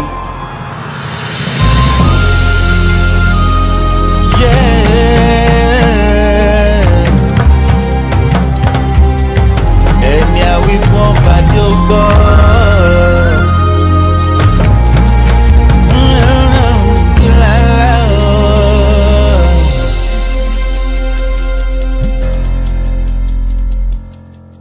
Balẹ̀lẹ̀ tí ó mọ̀ra rẹ̀ lágbà tó ń ṣe láńgbáláńgbá òun lọ́jà ọba tó ń kígbẹ̀yìn inú o àfi kì í ṣàlọ́jà ọmọ tó tóbi lọ́mọ òun ló bá wọ̀yà ìjà ẹ fi sílẹ̀ ó fẹ́ tẹ orí ọ̀kẹ́rẹ́ kòkó láwo ẹ dákun ẹ má bà wí o ìgbẹ̀yìn nídò ló padà o ṣàkì tó ń ṣe bí ọ̀rá pẹ̀lẹ́pẹ̀lẹ́ kó rọra o àìfarabalẹ̀ àgbà àmàjàgbà afáragbẹ́gbà ìgbọràn tá a wí o ó sàn jẹbọ rírú lọ ẹni àwí fún ọba jẹ́ ó gbọ́ alágídíkù ìpalẹ̀ mọ́ àtúbọ̀tán o.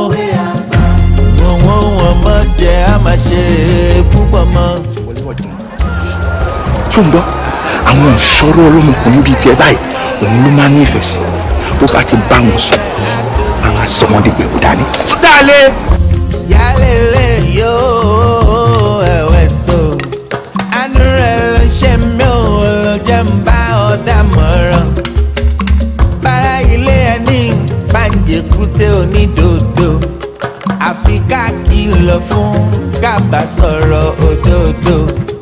ọmọ bàbá ń fẹ́ o ní bàbá ń bá wé o èyí tó kọ̀ bá wé o tó wà àrùn kì. ẹ fi sílẹ̀ o fẹ́ tẹ orí ọ̀kẹ́rẹ́ kókó láwo ẹ dákun ẹ má bá wé o ìgbẹ̀yìn nídò ló padà o ṣàkì tó ń ṣe bí ọ̀rá pẹ̀lẹ́pẹ̀lẹ́ kó rọra o àgbàdo farabalẹ̀ ìyá máa bára gbẹgbà. ìgbọràn táwọn wí owó san jẹbọ rírú lọ. ǹdẹ̀dẹ̀ àwí fún ọba àjẹ́ ogbó o. alágídí kú ìpalẹ̀ mọ́ àtúbọ̀ tán o. òun wà má jà má ṣe kúbọ̀ mọ́. ìgbọràn táwọn wí owó san jẹbọ rírú lọ. ọ̀rẹ́ àwí fún ọba jẹ́ ogbó. alágídí kú ìpalẹ̀ mọ́ àtúbọ̀tán. ohun ọmọ jà má ṣe púpọ̀ mọ́. tó já arúgbó rí tó fi kó ọdún. lọ́mọdé bá rí àdẹ̀fọ́ lójú. kó dáìsí tó lóhun tí bá kú múlẹ̀ rí. kó lọ bèrè lọ́wọ́ ikú ohun tó rí tó fi pa lórí. ọmọ bala ṣọ́ bí yàrá kìíza. òròmọdìyẹ láàrin àṣà. kí ló gbójúlé tó mi ṣe bí ọlọ́ba. gbọ́ràn tẹ̀ ń wí o sàn jẹ̀bẹ̀ rírú lọ. ọ̀nì àwí fún ọba jẹ́ ọgbọ́n. alágídí kú ìpalẹ̀ mọ́ àtúbọ̀ tán o. ọmọ jà má ṣe púpọ̀ mọ́.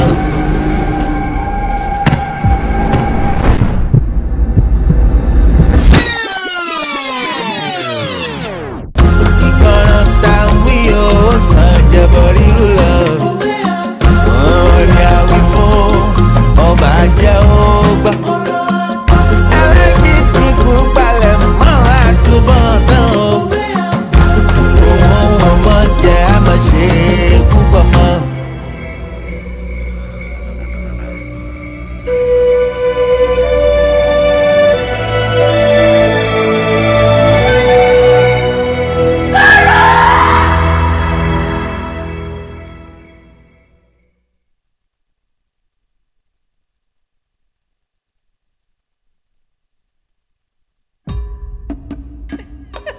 Okay, first things first,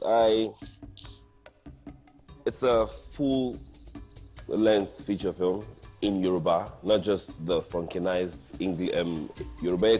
It's the Oyor Yoruba. It's the deep Ijinle Yoruba, and for me, it's not a comfort zone. So it took me completely out of my comfort zone to be that guy, and also the story, which I can't even say so much about because I want you to enjoy it, is really, it's blood, tears, and sweat. Yeah. I mean, I left the whole set, heading back to Lagos, and I realized that there is nothing else I could have given that I didn't give. Well, for me, it wasn't really challenging because, Yoruba is my first language. Is it my first language?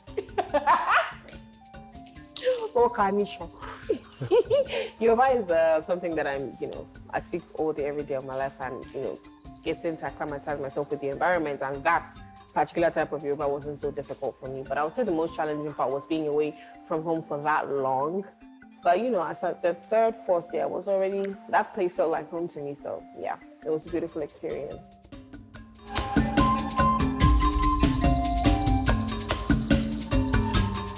I believe they were in love. It was love at first sight. That's my take. everything that happened after that is their business, but it was love at first sight. Yeah, I feel like they gave us ancient Romeo and Juliet in the epic style. So yeah, that way. Hi, Juliet. What's in they do you? Moving on.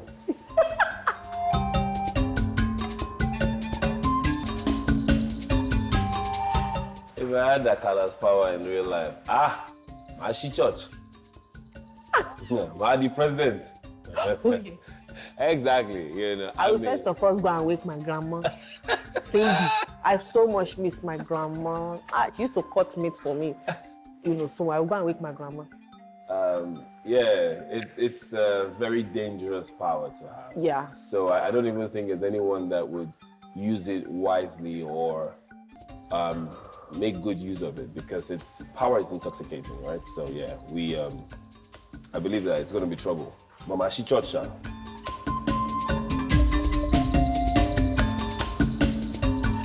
It's not. It shouldn't be even. This should not even be up for debate. No, this is debatable because Saro was on his own with his sugar mommy doing his own things, and she advised that they run, right? So if you look at it from a man's point of view, which has come, if you look at it from a man's point of view, he was just an opportunist because he has a goal, right? He was a thief. Useless man. I'm just going to let everybody that watches this do this argument. Coming man. We are not trying to win this argument. I'm not trying to win it. I'm just trying to make the point that Saro is innocent. Saro is scum. Well, okay, what happens to the Rolake that left her husband's house? That's the key. That's not what they asked. They asked to go with as fault. That's what I'm saying. But you have a fault. No, she did not. She left an old man that she was forced given to. But you could have just run with any other person. You could have just escaped. Why did you bring it into Why did you bring your problem into Saro? My dear. Why did you bring it into Saro's life? Why did you bring your problem into Saro's life? It's not a problem, but when she gave you the debt to continue next question, you know, Tim Bimi.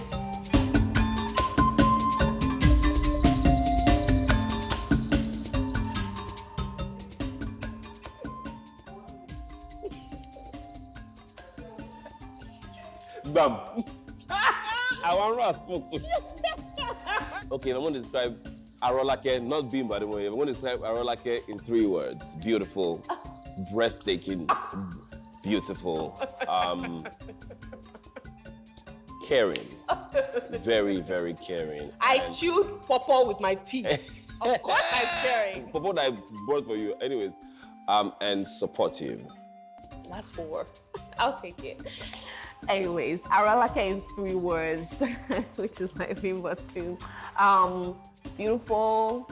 I